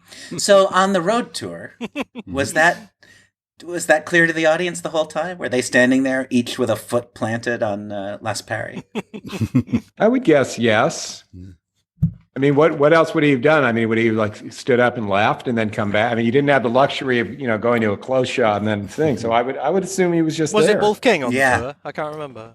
I'm not sure. It's a good question. Because obviously there wouldn't be a lot of Les Perry in the tour, would it? Because it would be just the comedies. Right, because it was the comedy stuff. Yeah. That's why I wonder if maybe on tour, maybe the contract scene really was just the contract scene. Yeah, they could have gotten in and out of it differently. Yeah, I think so, yeah. Well, what do we think? I know that in a previous episode, we discussed all the Groucho and Chico double scenes. So we have discussed this one, but it's certainly worth at least a little bit of commentary here. For my money, it's maybe the best scene in this film and one of the great Marx Brothers scenes ever. I really wish I could have seen this scene develop on tour, because I'm guessing it was quite a bit different when they started off, and they honed it and pared it down to the nitty gritty. Yeah. One of the nice things about it is that it's integrated into the story. It works toward the plot the way everything had to here. But it doesn't sacrifice the usual Marx Brothers approach of defeating the purpose. There was a way to get this done that would have served Groucho's interests in the story better. But it is just a lot more fun to rip clauses out of the contract. And it's a misunderstanding, but nobody's made to look foolish. Right. And at the risk of flogging a dead horse, obviously there are those 2 or 3 uncomfortable moments where we have an unnatural pause, which is a Thalberg innovation to allow for audience laughter based on the timings they made on the live tour, which you don't get in the Paramount films. You just get bludgeoned with jokes. And so if you're sat at home watching it on your own, which most people these days will be, there are just a couple of moments where you see Groucho puffing on his cigar to allow for a laugh that isn't really there. But as soon as you see it in a cinema, you don't notice that. And also particularly when we had our Marx Brothers weekend in 2016 in Bath, we had Frank Ferrante and Frank Lazarus doing the scene live. Literally, reading off the contracts and tearing them up. It was obvious just what an effect this scene must have had with audiences on that tour, and just how confident they must have come away thinking, yeah, we're onto a winner with this one, because the way it builds the momentum of the scene, not just the incidental jokes, but the way each moment kind of piles onto the one before. It really is a superb job of writing. One of my favorite moments in it is an incidental gag, not really related to the ripping of the contract, but it's Groucho handing Chico the pen. Now, just you put your name right down there, and then the deal is legal. I forgot to tell you, I can't write. No, that's all right. There's no ink in the pen anyhow. One of my all-time favorites. One of my top 5, I think.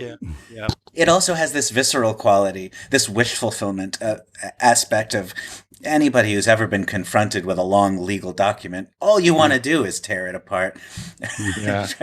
Take out all the unnecessary stuff. And as we've talked about before, it's this lengthy scene. There hadn't been anything like it in the last 3 Paramounts. It really harkened back to their stage persona and their stage presentation. Right. Again, it's because we've got Kaufman and Riskin there.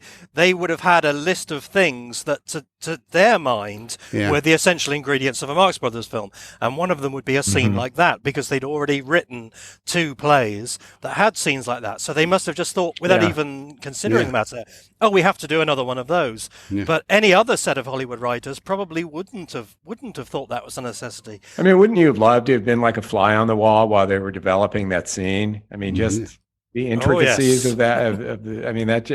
I mean, for any of them, it would be great. But I mean, just did they do a lot of drafts? Did they do? Did it just come right out? I mean, it's how much work did they do shaping it up? I mean, it's just that's such a great scene. I'm sure it was developed on tour. Through performance trial and error. Right. Yeah, and I suppose that's why it does, as you point out, Bob, it does feel like we're back to the level, not just the level, but the same sort of mode that we were in during Coconuts and Animal Crackers. Like we've got wit to spare here. We can do this for pages, folks. Yeah. And it's an absolute pleasure. All right. Anything else on the contract scene? Just one other thing that struck me this time for the first time. Obviously, well, not obviously. I have a certain reputation, whether well earned or not, for being reluctant to believe, Marx Brothers myths. And one of them is that Chico famously was concerned only about the quantity of lines, the number of lines, not the quality of them. But there is an extraordinary example of that in this scene, which had never struck me before. At the very end, Groucho has that lovely line, "Well, you win the white carnation," and he gives him the carnation from his buttonhole. Chico then walks away and says, "I give this to Ricardo." And I cannot believe that George S. Kaufman and Murray Riskin wrote, "I give this to Ricardo." I smell Chico. That's why he got his billing moved up, because he came up with that brilliant line. There are a few lines in this movie that do feel like ad-libs, whether they are or not, and a couple of them come from Chico. There's definitely one that I want to talk about when we get to the breakfast scene. Well, the next big thing that happens in the film is a musical number, not performed by Laspari, who says, "Why should I sing for them when I'm not being paid for it?" but by Baroni and Rosa. They sing the song Alone. Does anybody find it strange that Rosa all of a sudden has decided to go and leave Baroni and just go to America with Laspari? That's women for you. Since we're jumping to that, have we? Because again, there's another one of my favorite lines here. Are you sure you have everything, Otis? I've never had any complaints yet. Oh, yes. I use that line, at least once a week when somebody says to you, I mean, that is the greatest line. I once had a piano teacher, great piano, great teacher, but I remember him telling me that he thought Alone was one of the worst songs ever written because of that whole, it's like that, that leap of that, like 14 notes or something. It does go on a while. It's not one of my favorite musical numbers. It's generally very well thought of. I have to confess, I find it sort of, it's a very good song, musically and lyrically. It's beautifully constructed. It's a lovely song. I don't find it entertaining in the way that I find all of the previous examples of the love songs in Marx Brothers movies. But I think part of it is because, we have... First of all, we're really at MGM in the 30s now, whereas the earlier Marx Brothers movies had scores that were much more of the jazz age. This is much more of a lush Hollywood feeling. And then also because of the opera theme here, both of the big songs here, Alone and Cosi Cosa, have this operatic quality to them, both in the way they're composed and certainly in the way they're sung. They're sung very, very well. But if you're here for the kind of jazzy 20s and 30s fun ambiance, this movie's musical offerings are deliberately different. Yes, that's true. I mean, I like opera, so I enjoy it. But yes, I can see why. I mean, I understand the way it gets laughs. Normally, whenever anything that's not meant to be funny gets a laugh in the cinema, it annoys me, and this annoys me too. But I can see why it's been staged. The way Rosa starts singing and the way Ricardo starts singing, it's just not artfully done. But I do think the song is lovely. Yes, I do. It was written by Arthur Freed and Nacio Herb Brown, who are best known for writing all the songs that wound up in Singin' in the Rain, including All I Do Is Dream of You, which is Chico's piano solo in this movie. Well, Freed had that whole unit. Didn't Arthur Freed have the whole unit and everything? Yeah, he was a big MGM guy. Yeah. I met his grandson. Is it his grandson or his son? I can't ever. I guess maybe it's his grandson, but he lives in L.A. I actually finally somebody introduced me to him. But yeah, he's actually kind of a cool guy. But yeah, Arthur Freed was great. Yeah, no doubt about it. And Nacio Herb Brown wrote some great stuff. Absolutely so. Yes, and Alone, I just want to be clear. I don't dislike the song. I'm not knocking it. It is an excellent song. But for me, Why Am I So Romantic and the Monkey Doodle Doo kind of float my boat better. I just think it goes on like a little too long. That's kind of my. I mean, again, you have all this great comedy, and then and again, I love music, but it just has this feeling. It's like could they end this? I mean, it kind of has this sort of false endings, and I don't know. It just seems to go on a little too long. There are some nice comic things that happen during the song. As Andy says, there's a sort of false ending. The song continues, but our attention is drawn to Chico and Harpo. They greet Rosa, and then Harpo has a great moment going down the line of passengers and hugging and kissing everybody, which is... this is something I've always wondered, and it's not so bad here, but do you think Harpo is in danger of being canceled because of his his behavior towards women? I mean, and in Night at the Opera, it's not as bad, but in some of the ones, like maybe Duck Soup, it's pretty. There's no right or wrong answer to this, but it does come up a lot, and when it does come up, just looking at the comments people make in the Facebook group, the comments that the women make, it's overwhelmingly the answer seems to be overwhelmingly no, it's not a problem, and they often talk about. Well, they're Marx fans, though. Yeah. Well, yeah, but they talk about intent, and they sort of say, we trust his intent.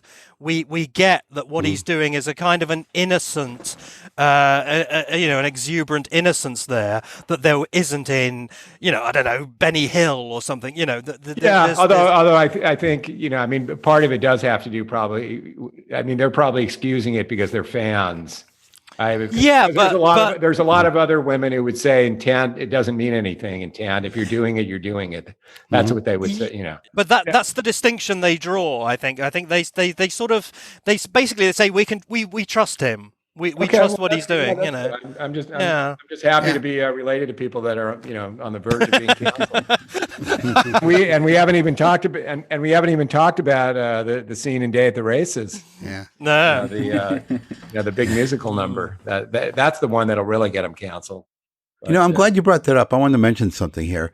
There's this assumption that Harpo has been neutered in A Night at the Opera, that he's no longer this sexual being that he was at Paramount, that he was castrated in some way. I'm not sure I totally agree. He's kissing women on the mouth here on the line. He's pawing the maids in the stateroom scene. And, right. I was struck by that too. In the finale, he rips the skirt off the dancer. And at one point, he's actually going after her shorts. Yes. But pulls back. So I'm not sure that he's been toned down as much as people tend to think. It may be telling that when Harpo actually catches a woman in Animal Crackers, who is asleep no less, he reveals that all he really wants to do is cuddle. Sleep. Yeah, and he didn't have to worry about the Hays Code either. And he still That's what Brian Epstein said, I believe, with John Lennon. I guess the next big passage we have in the film is the wonderful sequence of Groucho riding the trunk down the hallway on the ship. Groucho is singing here. There's a lot of seemingly spontaneous a cappella song from Groucho in this movie. And here what he's singing is Ridi Pagliacci. It's the aria Vesti la Juba, which is from Leoncavallo's opera Pagliacci, about a tragic clown, a sad clown who is betrayed by his wife and eventually commits murder. But it's sort of the classic sad clown story. Countless comedies and comedians have referenced it. And this aria in particular is one of the most accessible and recognizable in all of opera. It's also the very first thing we hear in this movie. The opening titles begin with da-da-da-da-da, which is this piece. The lines, Ridi Pagliaccio, it means laugh clown. And it became a popular song later. In 1928, there's a silent film called Laugh Clown Laugh, based on a play of the same title. That film starred Lon Chaney and was produced by Irving Thalberg. And there was a song associated with it. It's a silent film, so the song's not in the movie. But in connection with this movie, there was a hit song in 1928 called Laugh Clown Laugh by Ted Fiorito, Sam Lewis, and Joe Young. That song is what Groucho is quoting in the poem from Animal Crackers that ends with, "So be a Pagliaccio and laugh, clown, laugh." It comes up in lots of places, and I just used it in the Home Again presentation. Laugh, clown, at your broken love is what the translated lyric says. Laugh at the grief that poisons your heart. So that's what Groucho is declaiming as he makes his way down the hallway. But to which he adds the line, "I love you very muchy." Ridi Pagliacci, I love you very muchy. That's right. He swindles a porter out of some money. We see for the first time the three bearded aviators. You know, when he swindles the porter, you could see that the hotel bill is from Milan. So he didn't get everything out of there. Yeah. I also love the first shot of him when he's not on the trunk, when you see him coming up to his own cabin, and he's doing a kind of tango with the hat, moving the hat on his head. I like the, do you have change for a 10 or something? He goes, good. Well, then you won't need the 10 cents I was going to give you. Yeah. I mean, all stuff you can use in present day. I mean, it works so great. Yeah. If you want to get punched, yeah. And as Matthew says, the scene where Groucho delivers the letter, although it is part of the Thalberg reinvention, it's obviously planted there to make Groucho sympathetic. It is a hard scene not to like because he is, I guess because he is so likable in it. It's basically his first moment on screen not doing comedy. I guess that's right. Yeah, and he totally gets away with it. It really, it's a nice little moment. It's not overplayed. It's not overstretched. It's just enough, and it's very likable. It's like those moments in You Bet Your Life, you know, when he reveals himself as you know, a genuinely nice person. It's just nice to know that, you know, that he's a nice guy. Mm-hmm. And that's the other thing, even though you said earlier about, you know, the Groucho's kind of like halfway between the other people and you know, doing breaking the fourth wall thing. His acting in the movie is really solid. Like not just the comedy stuff, but when he's actually like doing acting, he's actually really good. Yeah, I mean, I think he is a good actor. I mean, I enjoy much more some of the later things that people don't like so much, like the TV version of Time for Elizabeth. I think he's really nice in. I think he's really nice in The Holdout, that straight drama he did. I don't know that. What's The Holdout? I don't know what that is. The Holdout is a 1950s TV play in which he plays the staid father of a daughter who wants to live unmarried with her boyfriend, played by Dennis Hopper. You're kidding. No, and there's literally one laugh line in it. There's one joke. It's very good. I won't spoil it. But the rest of the film is entirely straight, and most people don't rate it. But I think he's really good in it. I think he's a very good actor. Where is that? Is that somewhere to be seen? The Marx Brothers on TV set that Shout Factory put out. Okay, it's on there, and it's absolutely fascinating. But I think it's a really good performance. I really do. Well, I'd like to see that. Do you like the Mikado? Yeah, I do. Yeah. It is true. He was a very capable actor, and this movie is one of his best performances. Yeah, absolutely. I think. Yeah. And perhaps it is because of scenes like this. He's stretching a little bit, even in this movie, which certainly compared to the films that came after it, does not represent too dire a compromise of his comedic persona. Well, now we drop in on Margaret Dumont. In this scene, Groucho going down the hallway, we sort of catch up with all the characters. He sees Rosa, he sees Gottlieb, always beating around the bush. And then he has a more extended scene with Dumont. One of those is a daybed. I want a daybed. Ever since I saw that, I've wanted a daybed. The daybed is for when it's too late to have dinner. Yeah. It all kind of goes together. Anybody got a look at the book Groucho is reading when he? I've tried, but I failed. I failed particularly because I watch VHS. That was the first video cassette I ever bought. It was Night at the Opera. It cost $100. Wow. Well, I mean, I think so. What year would that? I mean, that would have been. I think it was 83. Yeah, I guess so. Yeah, whatever. It was just, I remember there was a record store, a place called Music Odyssey, and they just started to stock, VHS, and they had that. It was $100. Well, 10 years later, it was just, hang on, £9.99. Right. No, I know. It's so funny. My son goes to college up in San Francisco, and he proudly he bought a VHS player in the Goodwill store up there. He and his buddies, and then they bought a copy of Duck Soup for $5. You know, this is as good a time as any to mention that A Night at the Opera is not available on Blu-ray. None of the MGM films are, but you can watch it, and A Day of the Races actually in high definition through downloads on iTunes and Amazon. So seek those out. They really look wonderful. Yeah, they're good. I actually bought it. I didn't even rent it. I figured, it's relatives. I might as well just do that. When buying that $100 video cassette, Andy, did you say to the cashier, like, you see any resemblance between me and these guys? I didn't. No, but on that note, I remember once going to the Troubadour. That's that's the place we were just talking about where Elton John, did the thing, and I think I was like had a press pass or something. I was reviewing something there or something, and they go, "What's your name?" Marx, and the woman said, "Are you related to the great one?"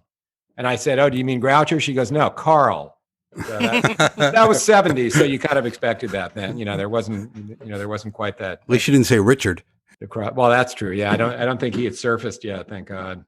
Yeah, should we do them all? Stretch Marks. We're having him arrested for impersonating a songwriter. Okay.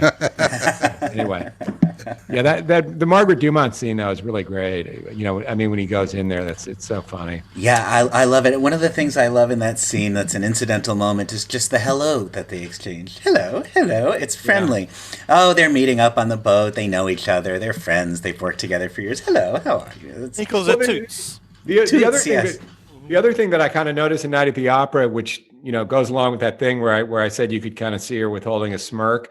She's always the dowager, right? But I actually thought in this movie, in her own kind of way, she's sort of attractive. Like she's not really so like awful, and you always kind of think about this big kind of heavy, woman lumbering in, and but in this one, she's like kind of okay. I think in general, compared with her reputation, and certainly compared with the things that are said about her in the movies, she is very beautiful and graceful and charming. Yeah. And I think if she weren't, those insults would be a lot harder to swallow.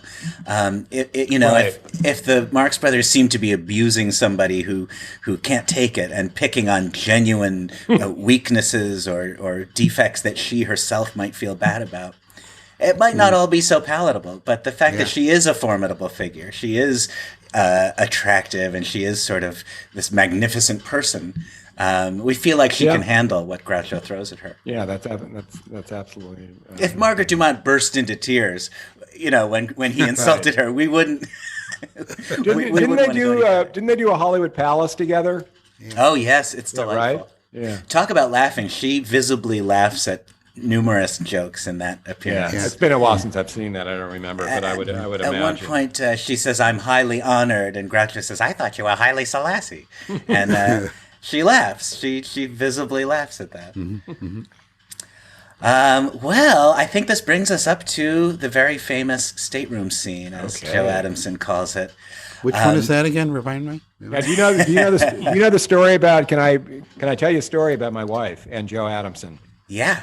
So when my wife was very young, maybe 11 or 12, her father was an incredible Marx Brothers fan and started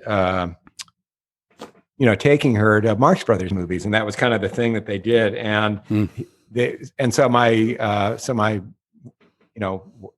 she's my wife now, but anyway, so back when she was that age, she was like 12, and she went.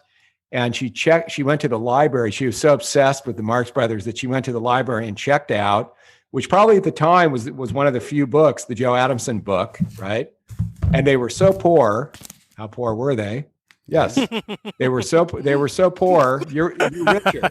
They were so poor that she copied the entire book on legal pads in longhand. Wow. Okay, and then returned the book. And then she had the book written. So years later, of course, she finally met Joe Adamson and told him that. I remember when he used to come to the house he used to come to Groucho's like for lunch and stuff. That was cool. But anyway, okay, Night at the Opera. Stateroom scene. Well, before we get into the stateroom scene, let me say something that's going to ruin it for everybody forever. Okay. The very first shots when Groucho goes into the stateroom and checks it out when he first sees it, the room is a lot smaller then than it is at any other point. There is no way that trunk is fitting into that room with him in the bed.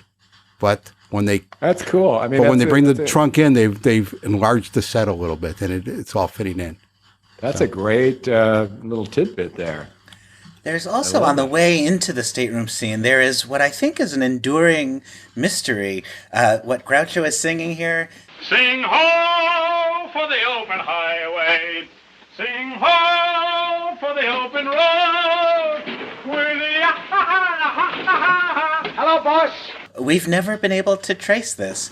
If you search for the phrase "sing ho for the open highway" in the Marx Brothers Council, you'll find an excellent post written by our friend Tor Lear in 2017. He does, I think, what, as far as I've encountered, the most investigating into this mystery. But we really don't know what that is. Groucho may just be making it up. I think he made it up. That's my opinion. It runs through my head all the time and has since I was a child. In an idle moment, I'm very likely to go, sing ho for the open highway. I mean, obviously, it does fit, doesn't it, with the theme of confinement and whatever, being cooped up, So you can imagine it being something that might just come. But in that previous scene as well with Kitty Carlisle, there's that lovely line where she says something about it. I wonder where he is. He's probably roaming the countryside because he hates being cooped up. And obviously, it's just a line that sets up the next scene. But it's a lovely image of Alan Jones roaming the countryside. I mean, it could have been one of those things that, he and Harry Ruby were such, and they used to they used to go walking together and, writing songs and, Groucho sang all those. And did they write, they wrote Omaha, Nebraska together, right? Harry Ruby and Groucho. I don't know. It could have just been one of those things that they went, they were just clowning around and they came up with some funny lines or something, It even seems to have a meta meaning because in working on making this film, the Marx Brothers went out on the road for the first time in a long time. In a long time, yeah. Well, Bob, you have pointed out that the stateroom scene, although it is certainly a classic, it's a mistake to use just the clip that begins with the arrival of the maids and the room starting to get crowded, because what leads up to it, the ordering of the food, is just as important in setting up what we're about to see. Yeah, and that's not an original thought of mine. I read that in Adamson or one of the other books. But the point is that the momentum of that ordering scene really kickstarts the stateroom, as it unfolds. The audience is already laughing from the hard-boiled eggs, And, hey, have we ever determined exactly how many hard-boiled eggs should be delivered to the room? That's a good question. I'm sure somebody has, yes. And does Harpo really honk 12 times when he goes a dozen? I've never bothered to count that, but he goes a dozen, and then a duck, and then the duck egg. Oh, that's another good question. Yeah. Well, I'm going to play it right here. I'm going to edit it in right here, and somebody could count. And 2 hard-boiled eggs.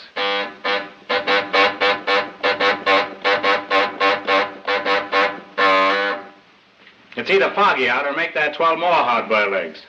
Speaking of Joe Adamson, he points out that although the mechanics of the stateroom scene do have a slightly more methodical nature to them than most of the preceding Marx Brothers material, the rationale here is very Marxian. Groucho's mindset in this scene, Adamson says, the apparent rationale is that if you can't have a large, comfortable room all to yourself, you might get a perverse pleasure out of stretching your discomfort to its fullest measure. That's what Groucho's doing here. Okay, if I can't have the room I want, let's make this as miserable as possible. Also, certainly an affront to what we would now call social distancing. Yes. Yes.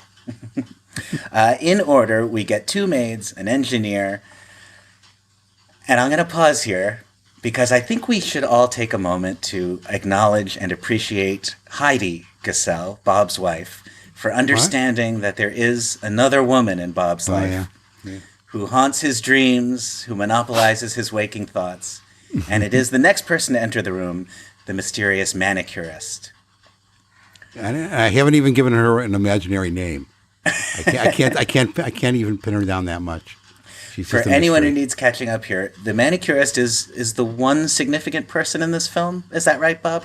Yes. who we have not been able to identify. Who has a speaking role, who also appears on the ship in the alone scene. She has a couple of lines, and nobody knows who she is. That is so crazy. That is really weird. And it's amazing that you guys know this. I mean, that is unbelievable. Yeah, it just came about by accident. I was trying to make a list of everybody in the stateroom, and through various sources, I was able to get everybody else's name, but she fell through the cracks, and it was just shocking because she has a couple lines and is so prominent. Yeah, and if you have lines, then you're not an extra. And she has she has at least 2 lines, but nobody knows who she is. And there's no SAG stuff that goes back that far. We've looked everywhere. Might be in the studio notes, but we can't get a hold of those. So I mean, it's not like today where it's basically anybody with a speaking part gets credit, and. Not officially, no, but we do know. I think we know everyone else with a speaking part. We do know who they are. Yeah, and as I've mentioned so many times before, she really stands out because she's the only person in the scene that really seems perturbed by all the commotion going on around them. All the other people coming in are just going about their business, making up the room or whatever. But she's the one who really seems put off by all this. Rolling her eyes and giving people nasty looks, and Hulberg's mistress is my best guess, but even so, he would want her named, surely. Yeah. Well, if she was his mistress, he would have been betraying a shearer for a manicurist.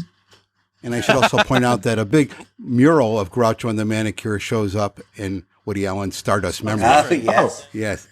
The manicurist is followed by the engineer's assistant, Aunt Minnie's niece, the woman who comes to mop up, and the 4 stewards.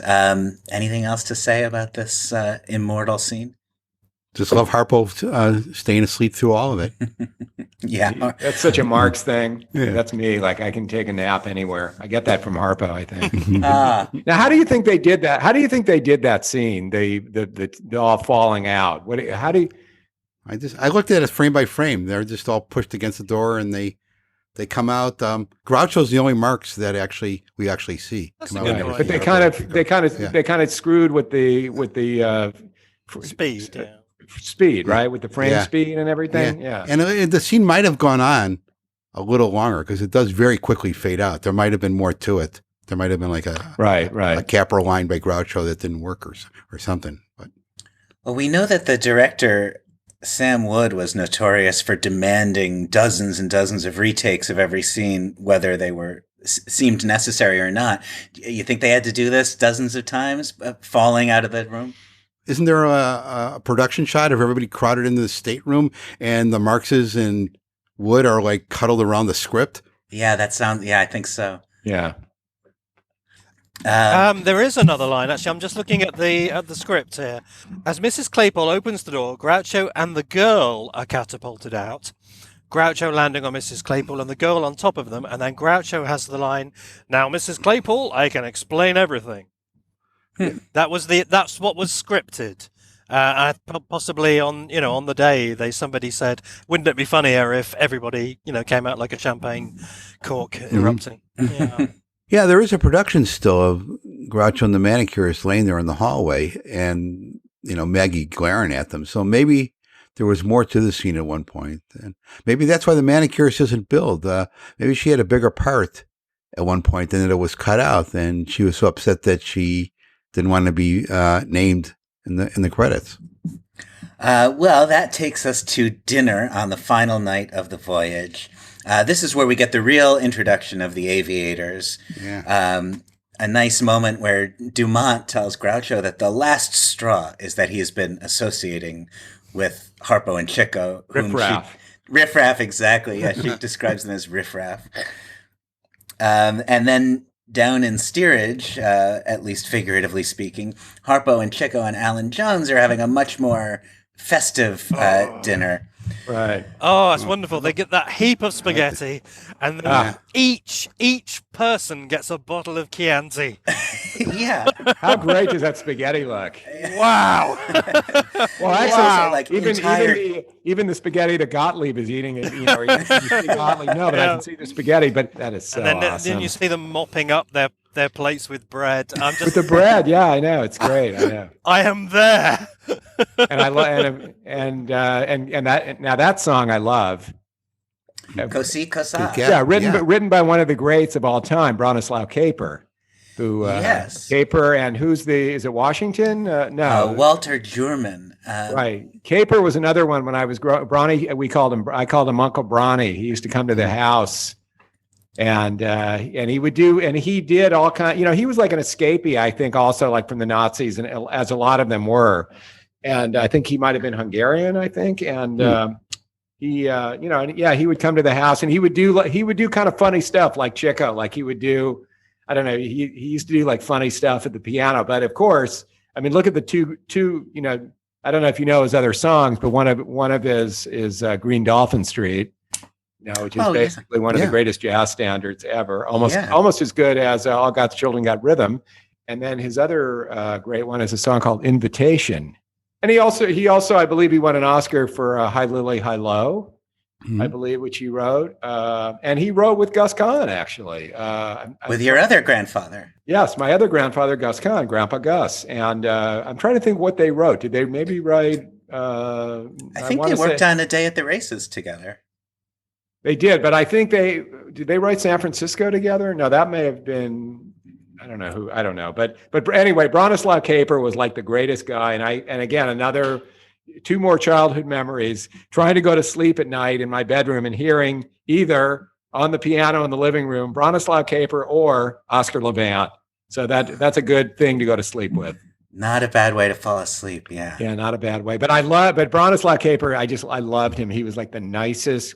And he was like so cool. Like I used to run into him like when he was really old, and he still did like fencing, and he was just like, and he was, I don't think he ever, I don't know. I guess maybe he was married, but his wife died, but he was kind of like this raconteur, and he was like really cool. Like he was just one of those guys like, like Gilbert Roland or something where, no matter how old he got, he was still like totally cool, and you'd always see him with young women. I mean, he was really awesome.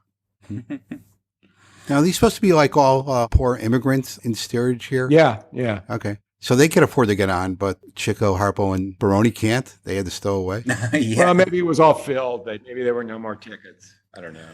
And there is a kind of, it's very glorified, isn't it? In steerage, you get this giant pile of food, including not just all the spaghetti and the bottles of Chianti, but like entire cheeses still in the wax. Yeah. Oh, yes. God, I'm going to go steerage next time. Yeah. Is there anybody who watches this scene now who doesn't think for a moment, ooh, Titanic?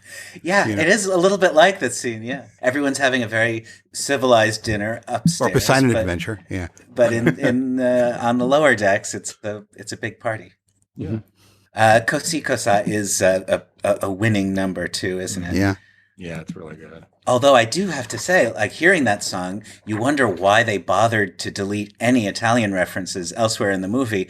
Right. Not only is the title an Italian phrase, but the whole song has this Italian flavor to it. The word Italian is in the first two lines. Well, then we get more musical specialties. Chico, as mentioned earlier, plays All I Do Is Dream of You. And Harpo does a little bit at the piano and then plays alone on the harp for an audience of children. Mm-hmm. I love that with Chico playing for the kids. It's kind of nice. Yeah, it's very charming. Again, it's one of those moments that shouldn't work but does. Yeah, it gives us a view of whenever the piano and harp solos are done for an audience that we see in the film, it feels like we're getting a little glimpse of the Marxes as live performers and seeing them entertain an audience of children. Yeah. I guess for the first time since Harpo's puppet show in Monkey Business is nice. It's heartwarming. And they both play very well here. These are, for both of them, excellent solos, I think. Well, we hear the word stowaways for the first time in the film, spoken by Les Parry pretty soon. Then we get this curious scene with Harpo and Chico in the brig. Let me go on record here as saying I am not a big fan of them being caught. They shouldn't be caught, yeah. And it really wasn't necessary. They very easily could have done the scene with them scrambling out through the crowd and ending up in the aviator's cabin. And then they could have picked up the story right from there. It would have been fine. But for them being caught, it's not right.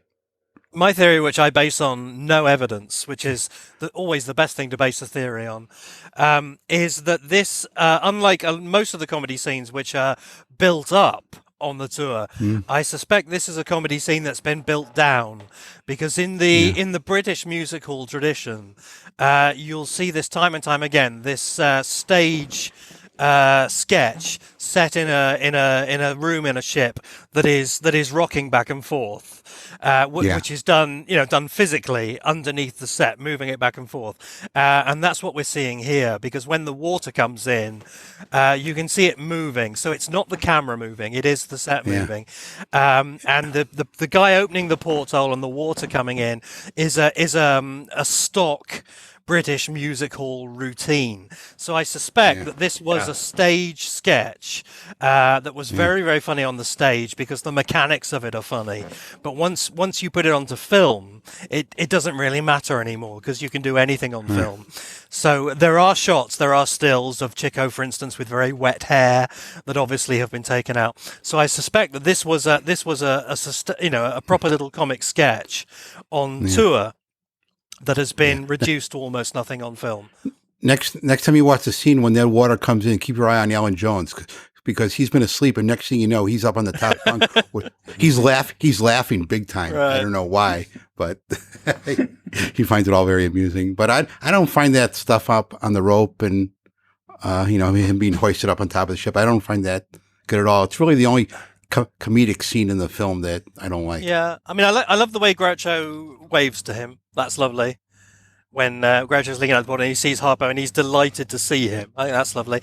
And I love the fact that when Harpo goes into the aviator's room, they're all sharing a bed. Yes. I think far more than the butterfly and the fact that those three men are in perfect parallel lines in one bed. That I like. Yeah, they all sleep together under the covers. With their beards over the top of the cover, yeah. It is a borderline sick, isn't it? That the way Harpo, apparently what he does is he subdues these three aviators, he ties them up, cuts off their beards, and then he and Chico and Alan Jones wear the actual beards that they have removed from these guys. In another movie, this would be very disturbing. And I wonder how long it took for the real aviators to get discovered. Because the Marxists make it all the way to City Hall and are making speeches, and no one seems any the wiser yet. There is a scene in the screenplay that doesn't make it into the film where they are arrested as the stowaways. Because they have to wear the clothes that the brothers have left in the cabin. Exactly. They have no beards and they don't have the uniforms, so they get arrested as the stowaways. Yeah, and that sort of fits and explains why Chico and Harpo are wearing different clothes in the room with Groucho eating breakfast. And there's also a payoff in the screenplay in the lost final scene where Harpo cuts off Gottlieb's beard and then Chico glues it to Harpo's chin. Wow, that's interesting. That would have put a button on the aviator beard stuff. I guess the next big thing to discuss here is the scene with the mayor and the radio audience. Chico's speech here about their trip across the ocean, which has been identified, including by you, Matthew, as Chico's last brilliant comic flight. The last time he's ever funny on his own. Yeah. What's interesting about this is that he's being just as ridiculous as he has been in the past, but we have an entire backstory as to why he's doing this. We don't have a backstory as to why he's giving Trentino double talk about shadowing Firefly. Maybe there is a whole backstory about why he couldn't shadow him and he had to make something up. But we don't get that. Yeah. I don't know whether it helps or hurts, but it is interesting how it plays differently at MGM than it did at Paramount. But thank God for Kaufman and Riskin, because we get a camera that is fixed on his face.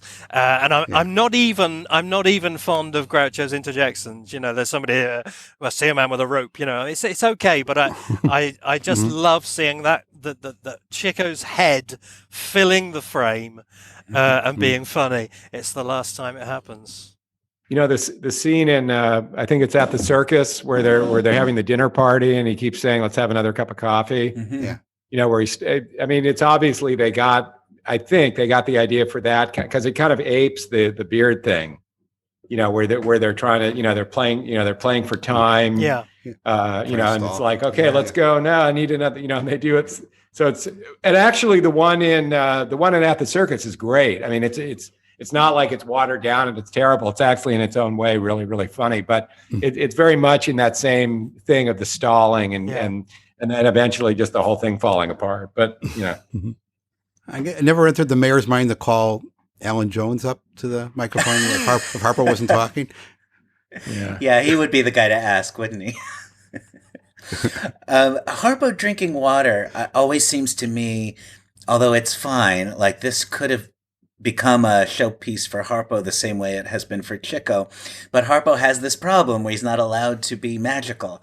So all he has are the tools right in front of him, which is a pitcher of water and a glass. So he does his best with this stuff. But it has this kind of endlessness to it that reminds me of the knife dropping routine. But that is based on this impossible magical premise. He has way more up that sleeve than it seems he should. And I feel like he's doing his best with what he has here, but it's just drinking glasses of water. They don't know how to get out of it, really. Yes. It's a trick glass. Have we all spotted that? That you can see, if you look at the close shots of it, you can see that the inside of the glass is much more narrow than the outside. So he's not. So he is drinking. He is genuinely drinking it, but he's not drinking anything like as much as he appears to be. Yeah.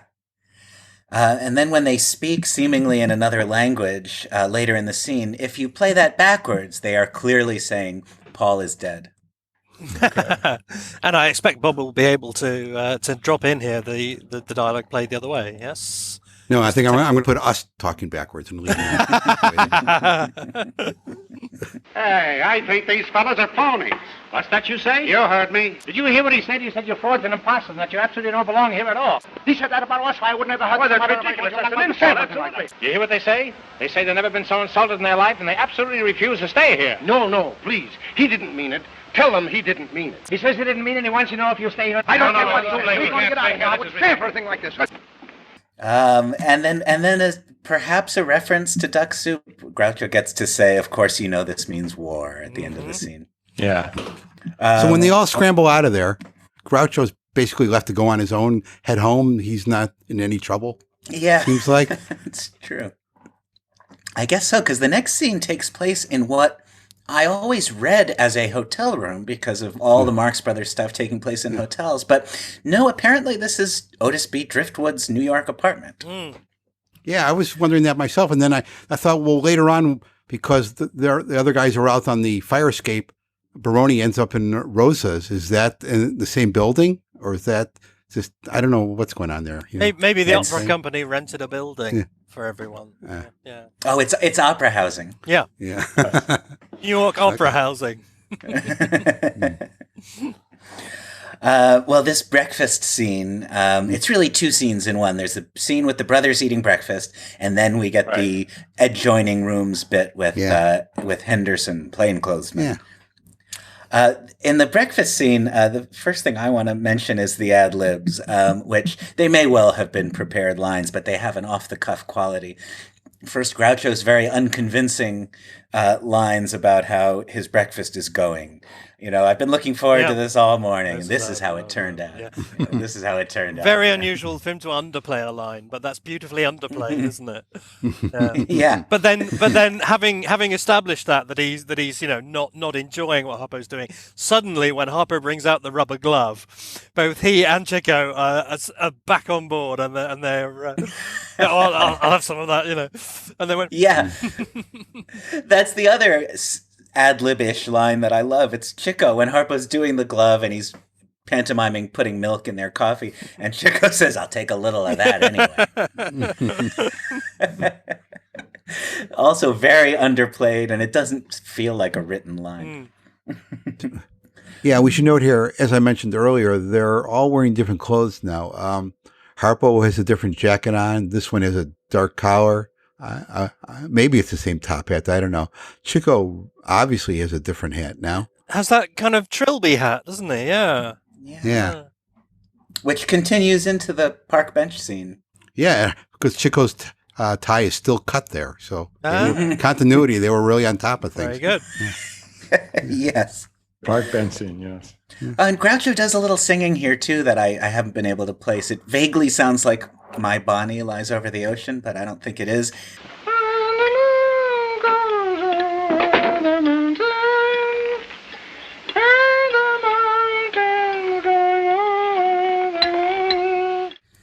Henderson comes in and, like Alky Briggs before him, identifies Groucho as a wise guy. What do we think of this version of the adjoining rooms scene?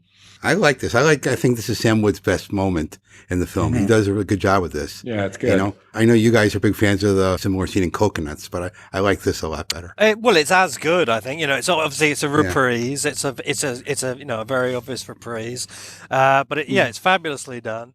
The thing that makes me laugh the most, though, is when Groucho calls him Colonel. I didn't even catch that. Yeah, he calls him Colonel. Just because he can't think of inspector or officer or whatever he might call him. Yeah. But it's always either Hennessy or Henderson, isn't it? Every cop in these films is Henderson. But I don't know the exact line, but he says something or other, Colonel. My favorite line is when Henderson says, "You'll be alone when I throw you in jail," and Groucho says, "Isn't there a song like that?" There's a song like that. And there should be. You should write it now. That's a good idea. You'll be alone when I throw you in jail. Yes. I think this is an excellent scene, and on my recent reviewing, this is the one that got me genuinely laughing after dozens and dozens of viewings. I really laughed at it. And it ends with, what I think is the film's first cookie in when they disguise themselves in order to be discovered. Yeah, right. There's a little Ricardo and Rosa stuff, a little Rodolfo and Rosa stuff, a little bit of a fight. Well, yeah, about this fight. So, Laspari comes in. He's sitting on Rosa. Baroni shows up, and Laspari very politely, "I apologize. I will leave." But Baroni picks a fight with him and punches him anyhow. Baroni. Well, now I understand. You did not tell me you had a previous engagement. Well, now you know it. And I apologize. And now, permit me to withdraw. In a boudoir, 2 are company, 3 a crowd. Just what do you mean by that? Please, Ricardo. Surely I have made my meaning clear. Ricardo! I mean, he's just spoiling for a fight, isn't he? He could have said anything. Yeah. He could have said, Well, I think there's a little bit, it's, they really just want to hit you over the head with how far they've all fallen, to get to the low point when they're, when they're at the park bench. Yeah, it just would have been so easy for Laspari to say or do something that warrant him getting punched, but he really doesn't. On our way to the park bench, we have this double scene with Groucho arriving at the opera house and being received as a hero. Yeah, they love him, don't they? They love him. I was young myself once, and they all. I was young myself once. They all I love smile, that. and they think he's great. But then his name is being removed from his office door, so he storms into Gottlieb's office, where he discovers Mrs. Claypool and others. For the crime of associating with Harpo and Chico, she is dispensing with his services, which he notes she has not yet had. To be honest, he totally deserves it. I don't understand why he wasn't fired the moment he signed Baroni instead of Laspari. He really hasn't done anything for Mrs. Claypool. Why is he still even there? Yeah. Groucho reminds me here a little bit of Max Bialystock in The Producers. And it was true, wasn't it, that in an early version of A Night at the Opera, a producer's-like plot was proposed, the idea of deliberately making a flop in order to fraud your investors. There's a Bialystock quality to Groucho here. Moth-eaten marginal showbiz figure. With a cardboard belt. With a cardboard belt. Look at me, I'm wearing a cardboard belt. And then, infamously, Groucho, or his stunt double, is kicked down the stairs. An indignity like nothing we've seen yet. All right, how about the park bench scene? What are our thoughts? Well, it's funny. This is something I always remember something that my dad said to me. I don't know, we were talking about screenwriting one day or something. And, in screenwriting, there's that term about the all is lost moment, which is always at the end of act two, where everything looks terrible and you're not going to recover. So my dad and I were talking about that. And and I remember him saying, he goes, "Oh, you mean like the park bench scene in A Night at the Opera?" Yeah. And I said, "Yeah, you know what? That scene is the great all is lost moment. It really is so perfect, Yeah, that's right. I mean, but I love that my dad, like, that was his reference, that he didn't go like, "Oh, you mean the scene in the bridge on the River Kwai where it looks like, the dynamite's not going to detonate." Not that one. It was nice. It put in kind of a personal thing. And I've used that when I've talked about, that moment, because it's the perfect all is lost moment in A Night at the Opera, and real compact, and they're all, and it's the other thing that's great about the all is lost moment in A Night at the Opera is, it's physical. So it's not just, that they've lost everything, blah, blah, blah, but it's completely physical that they're sitting on a park bench, and it's like they're all scrunched together, and it's kind of the perfect kind of thing. Well, I guess Kaufman and Riskin had read, Screenwriting 101 or something, right? So that's how they knew. And actually, the result of the scene is that Rosa has been fired as well, so it actually gets worse. Yeah, so it's not right. So they actually gets lower before the scene ends. Yeah. What I like about it is that the Marx Brothers are only there through choice. The only person who's actually up shit creek here is Ricardo. Groucho obviously can drift off to some other spurious situation. Right. Chico's fine, Harpo's fine. The only reason that they're on their uppers as well is because they want to help Ricardo, because he's a nice guy. So it's not no unpleasant effort has been made to actually make the situation of the Marx Brothers themselves difficult. They're just there. They're just along for the ride. I've never seen in any other Marx Brothers movie a all is lost moment that's as pronounced as the one in A Night at the Opera. Yeah. And again, that's Thalberg. I bet you, that's, Thalberg made those kind of movies, and basically every movie, good or bad, it's supposed to have that moment. And, you go like, what is the all is lost moment in Duck Soup? I don't know. Is there really one? There really isn't, and again, because they don't really follow the traditional, screenplay, formula. Not that you have to do that and be a hack, but it's just this one. It really, and it's the most one that stands out the most to me of any Marx Brothers movie. It's been earned. Yeah. But just imagine if Thalberg had handed that instruction to an MGM staff writer. Can you imagine what they would have come up with? Some horrible, glutinous, sentimental scene. But luckily, he's handed that instruction to Kaufman and Riskind. Right. But he did hand the instruction. Yeah.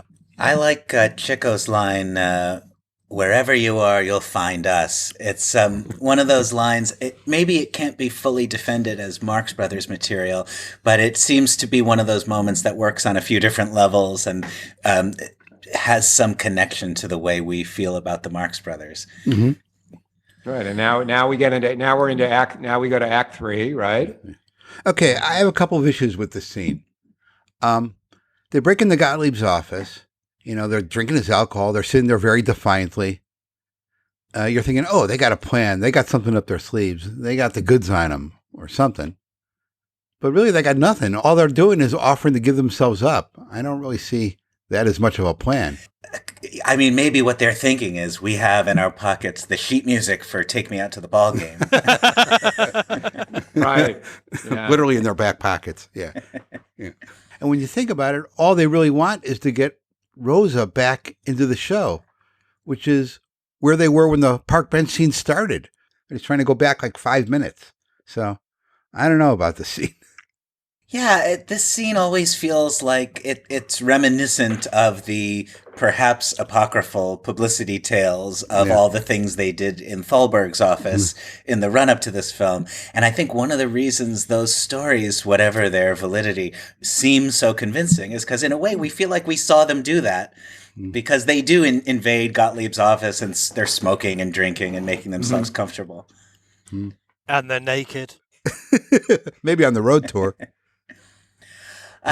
Otis B. Driftwood, compared with earlier Groucho creations, does not have a lot of long speeches. It's one of the classic Groucho things we don't really get much of in this movie. Until now, he does get to give Gottlieb's speech before the opera. And it has a couple of great moments in it. The "Let joy be unconfined," that is an oft-quoted, memorable Groucho bit, necking in the parlor. And he says, "Play, Don. I thought as a child that Groucho and Jack Benny were both making a reference that I didn't get. But actually, Groucho is making a Jack Benny reference." Yeah. And one of my favorite jokes, the spaghetti and bicarbonate of soda. Yeah, great joke. Yeah, and beautifully delivered. As in the film of Animal Crackers, you get the feeling here Groucho is just enjoying himself. He just glides through the scene, depositing brilliant gags. He's really right on point here. I wonder if how much of, because there's the famous line about, Kaufman saying, "Quiet, I think I just heard one of my lines." So I wonder if there was much of that going on in this thing, because they were doing the tour. So they had a chance to really screw with it. So I wonder, how much was that? I mean, I guess I don't know. If I had to guess, I would suspect that they did on the tour. They probably took many liberties and tried everything that popped into their heads. And then on the set, they were probably more professional and watching the budget and watching the clock and all those things. It was very important to them that this film come out well. And I think the stakes must have felt higher to them here than on previous pictures. Yeah. Well, that was kind of one of the things that Will and I, tried to do in our script about, they really did kind of see it as their last. And I know this from talking to Groucho about it. I mean, they really did, they kind of knew that this was going to be the end. If this didn't work, they really that was going to be it. So it worked. Yeah, it certainly did. And it actually brought them further than they had gone before in terms of being Hollywood legends, beloved members of the movie community in the way that they had been of the Broadway community years earlier. So this climactic scene at the opera, here we are. A lot happens here, and it is definitely a delirious conclusion, such as was rarely provided for them in previous outings. And later ones, yeah. And who stole it for a 1980s comedy? Anything come to mind? Are you talking about Brain Donors? No, not Brain Donors. Is Brain Donors, is that a Zucker movie? Mm-hmm. Is that a Zucker Brothers movie? Yeah. No, not Brain Donors. So Fine, the Andrew Bergman movie with the whole thing ends at the opera. Have you guys ever seen that? No. Ryan O'Neal movie? Yes, but I vaguely recollect it. Yeah. Well, it's a movie. It's basically about. It's called So Fine, and it's about. It's Andrew Bergman, who I think he had something to do with Blazing Saddles, and he directed the Matthew Broderick, I believe, Brando. The Freshman, yeah. And it's basically Ryan O'Neal plays a guy that he owns like a jeans company that's failing, and then. I don't know, something happens. It's just a crazy comedy, but the whole end basically ends in an opera thing with the gangsters and the whole bit. Oh, interesting. Yeah. I think this climax is borrowed for a couple of Danny Kaye movies too. Both Wonder Man and Knock on Wood have conclusions like this. One is an opera, the other is a ballet, but similarly trying to evade the law while winding up on stage in the middle of a high culture performance. There are also traces of this as well in a couple of British films. Will Hayes' My Learned Friend has a scene rather like this, 1948. But also the Morecambe and Wise film from 1965, The Intelligence Men, ends with a sequence that is obviously very indebted to this. My feeling, this is the MGM idea that you need a big finale, a big stunt finale. This is the one that really works. It's because it's by far the best integrated one. It's the only one really that works on every intended level. It's absolutely it absolutely follows from what has gone before. It doesn't feel kind of grafted on in the way that the circus one does or the big store one does. But it's also extremely funny. It's probably their best physical climax. Yeah, I'll go along with that. I think it's great also. I do have one little nitpick. We spent this whole film establishing that the Marxes are real people with real emotions and real concerns, and out of nowhere, Harpo all of a sudden has this magical ability to run up the curtain. Yes. He certainly didn't have magical abilities when he was getting beaten up. Yeah. Or, all these other indignities that have been thrown upon him and his brothers. And now all of a sudden he can run up the curtains. I'm not sure this moment works for me.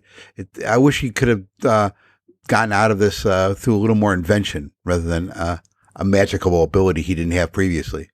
It's a strange moment in a movie that doesn't normally let him do things like that. Yeah, it's like Superman or something. Yeah. I think my favorite moment is when Chico and company, they fall from the fly space at the end. They come crashing down to the ground and Chico stands up and says, "Is this the opera house?"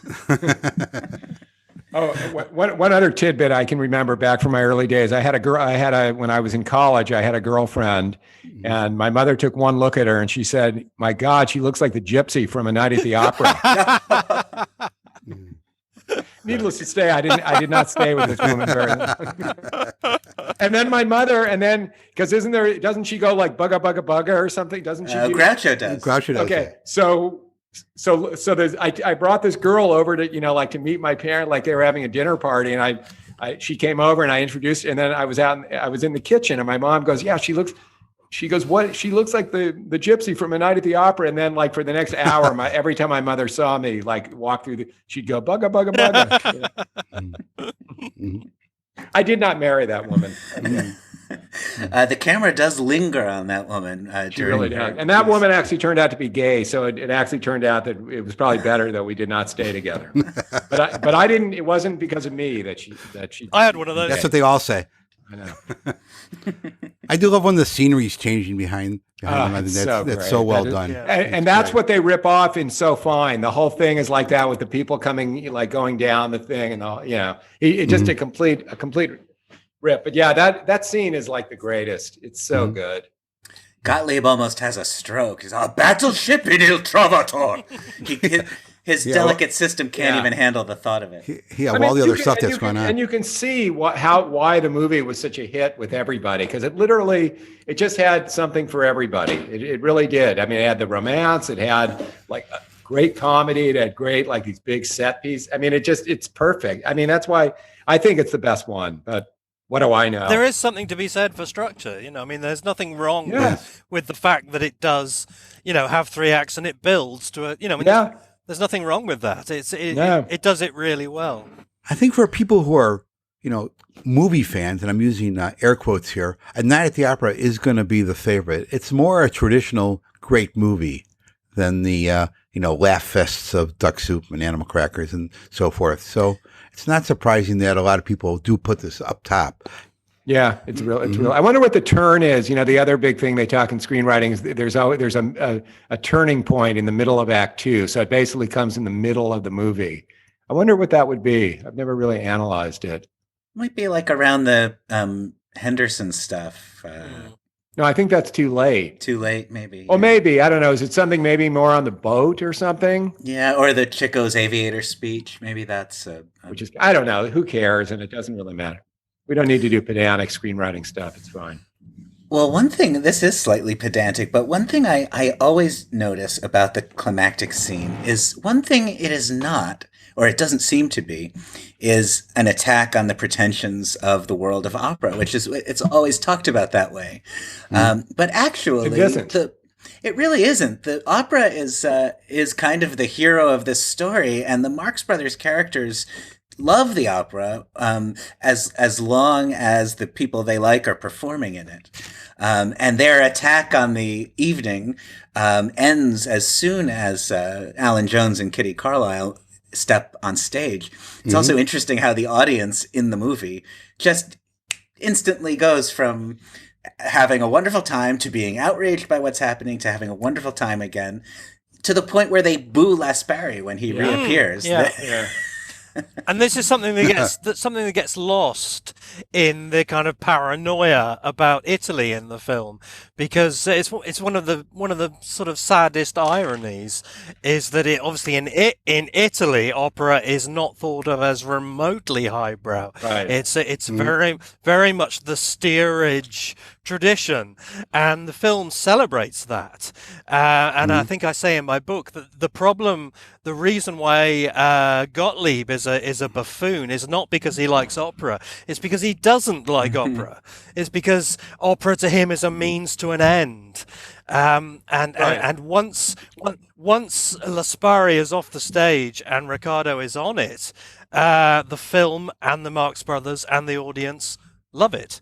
Yeah, it's quite true. And the operas that are highlighted in the film are Pagliacci, that's the opera that we see in the Italy sequences in the beginning, that Laspari is appearing in. And Trovatore, these are the most popular, accessible operas in the whole repertoire. He's really, really hitting that wine. Well, it's late over on the other side of the Atlantic. I thought this thing was going to end a little earlier. I'm starving.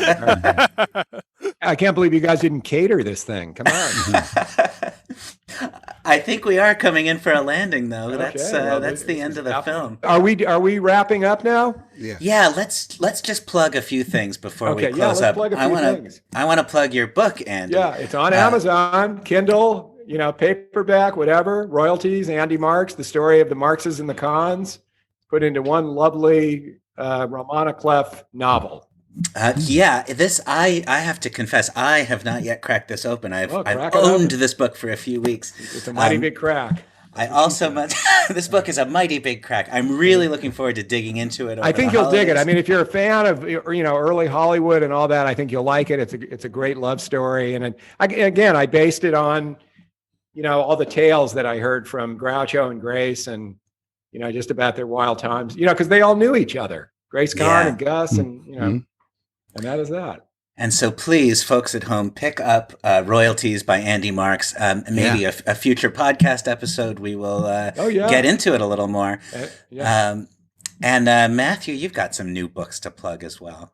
I have one new book. Yeah, I have a book about the Bela Lugosi Dracula film, if anybody's a fan of Dracula. I've written a book called Dracula AD 1931, which has just been published by Hemlock Books in Britain. It's actually the first book I've ever written that's been published in Britain. All my other books have been American. Nice. Congrats. That's great. But this is a genuine British book, but you can get it in America if you're interested. It's a kind of a meditation on the subject of Lugosi's Dracula. There's lots of fun things in it, and a few brand new things. We've renamed the actress who plays the Flower Girl. It's not Anita Harder. If you're a Dracula fan, it's not Anita Harder. It's Bunny Beatty. So that's available now. And there's another book on Dr. Crippen coming out in April. If you're a fan of true crime. We've got some very interesting new things on Dr. Crippen. So that book's coming out in April. But Dracula AD 1931 is out now from Hemlock. Please buy it, or else I'll never be published by Hemlock ever again. And for my part, I would like to encourage anyone who hasn't seen it to check out on YouTube Home Again, the Marx Brothers in New York City, the piece I did for the Fredonia Festival last month, which features memorable appearances by all three of my fellow podcasters today. Andy Marx in a musical performance that has been much loved and commented on, and some beautiful voiceover work from Matthew and Bob. And on December 3rd, the streaming premiere of Quarantigone, the ancient Greek tragedy that my wife and collaborator Amanda Sisk and I have put together, will be available for free on YouTube also. Oh, that's so cool. Can I plug something? Please. I've been working on this Marx Brothers podcast for the last couple of years. I'd like you to all check out. It's called the Marx Brothers Council Podcast. We have an upcoming episode with Andy Marx I think you will all love. So please check that out. Wow, that doesn't sound very good to me. Not really to my taste. I think I'll skip that one. Yeah. But whatever you're doing, Bob, I'm with you. I mean, we love it. Thank you, Bob. You guys are awesome. I'd love to do this again sometime. This would be really cool. Count on it. We would love to have you back. And Okay. yeah, we could do a lot more with you, Andy, and look forward to it. That's also what she said, but whatever. Okay. Andy, at the end of every episode, we have our guest introduce the final song. So why don't you go ahead and do that right now? Okay. What is it? Oh God, I have my ukulele. I could have sung us out, but Go on, go and get it. Should I? Yes. Well, let's lead into this. Okay, so Noah, why don't you end the show and throw it to him? All right. Well, that brings us down to the end of another one. But before we go, our concluding song is particularly special. It'll be played for you live on the ukulele by Mr. Andy Marx himself. Andy? Laid on. Hold on. It had to be you. It had to be you. Written by my other grandfather. I wandered around and finally found the somebody who could make me be true, could make me be blue, and even be glad just to be sad, thinking of you, of some others I've seen. Might never be mean, don't be so mean, mama, or ever be cross, or ever be boss, but they wouldn't do for nobody else. Gave me a thrill with all your faults, I love you still. It had to be you, a wonderful you. It had to be you. It had to be you. Gus Kahn, 1924, with Isham Jones. Don't throw that ukulele in the water. The Marx Brothers Council podcast is hosted by Matthew Coniam, Noah Diamond, and Bob Gassell, and is produced and edited by Bob Gassell. If you enjoyed the show, please show your support by leaving us a positive review on Apple Podcasts or your favorite podcast provider. Matthew Coniam's books, The Annotated Marx Brothers and That's Me, Groucho, The Solo Career of Groucho Marx, are published by McFarland. Noah Diamond's book, Give Me a Thrill, The Story of Alsatias, The Lost Marx Brothers Musical, is published by Bear Manor Media. Both can be found at major book outlets. Please visit our website at marxbrotherscouncilpodcast.com. Also look for us on Twitter.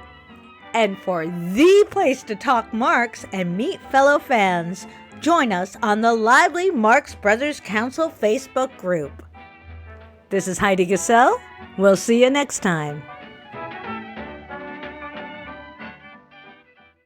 I guess they have some giant worldwide international harp competition in Israel. And I guess they invited Susan to go and be a judge for this thing.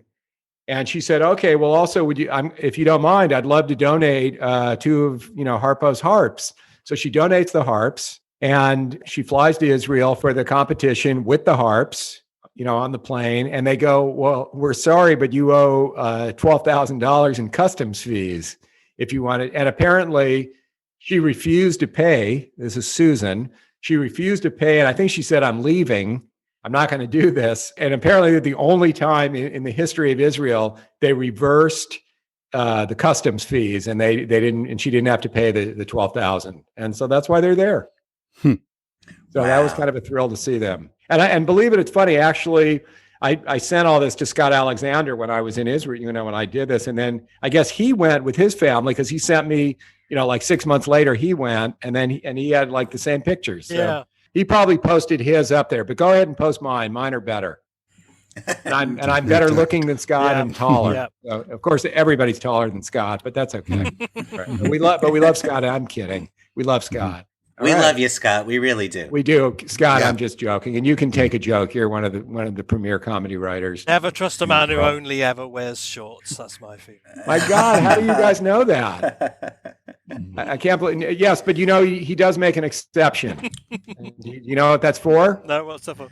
He will wear long pants if he has a meeting at somebody's office. Like if he has a meeting, like a business meeting at a Starbucks, he'll still wear shorts. But if he has to go to like the lot and meet the guy, then he will wear long pants. I love Scott. I love both of them. Scott and Larry. Well, Scott must be enjoying that aspect of this age of Zoom meetings, huh? He never has to wear long pants. I know, right? I know. He never probably know. doesn't wear any pants.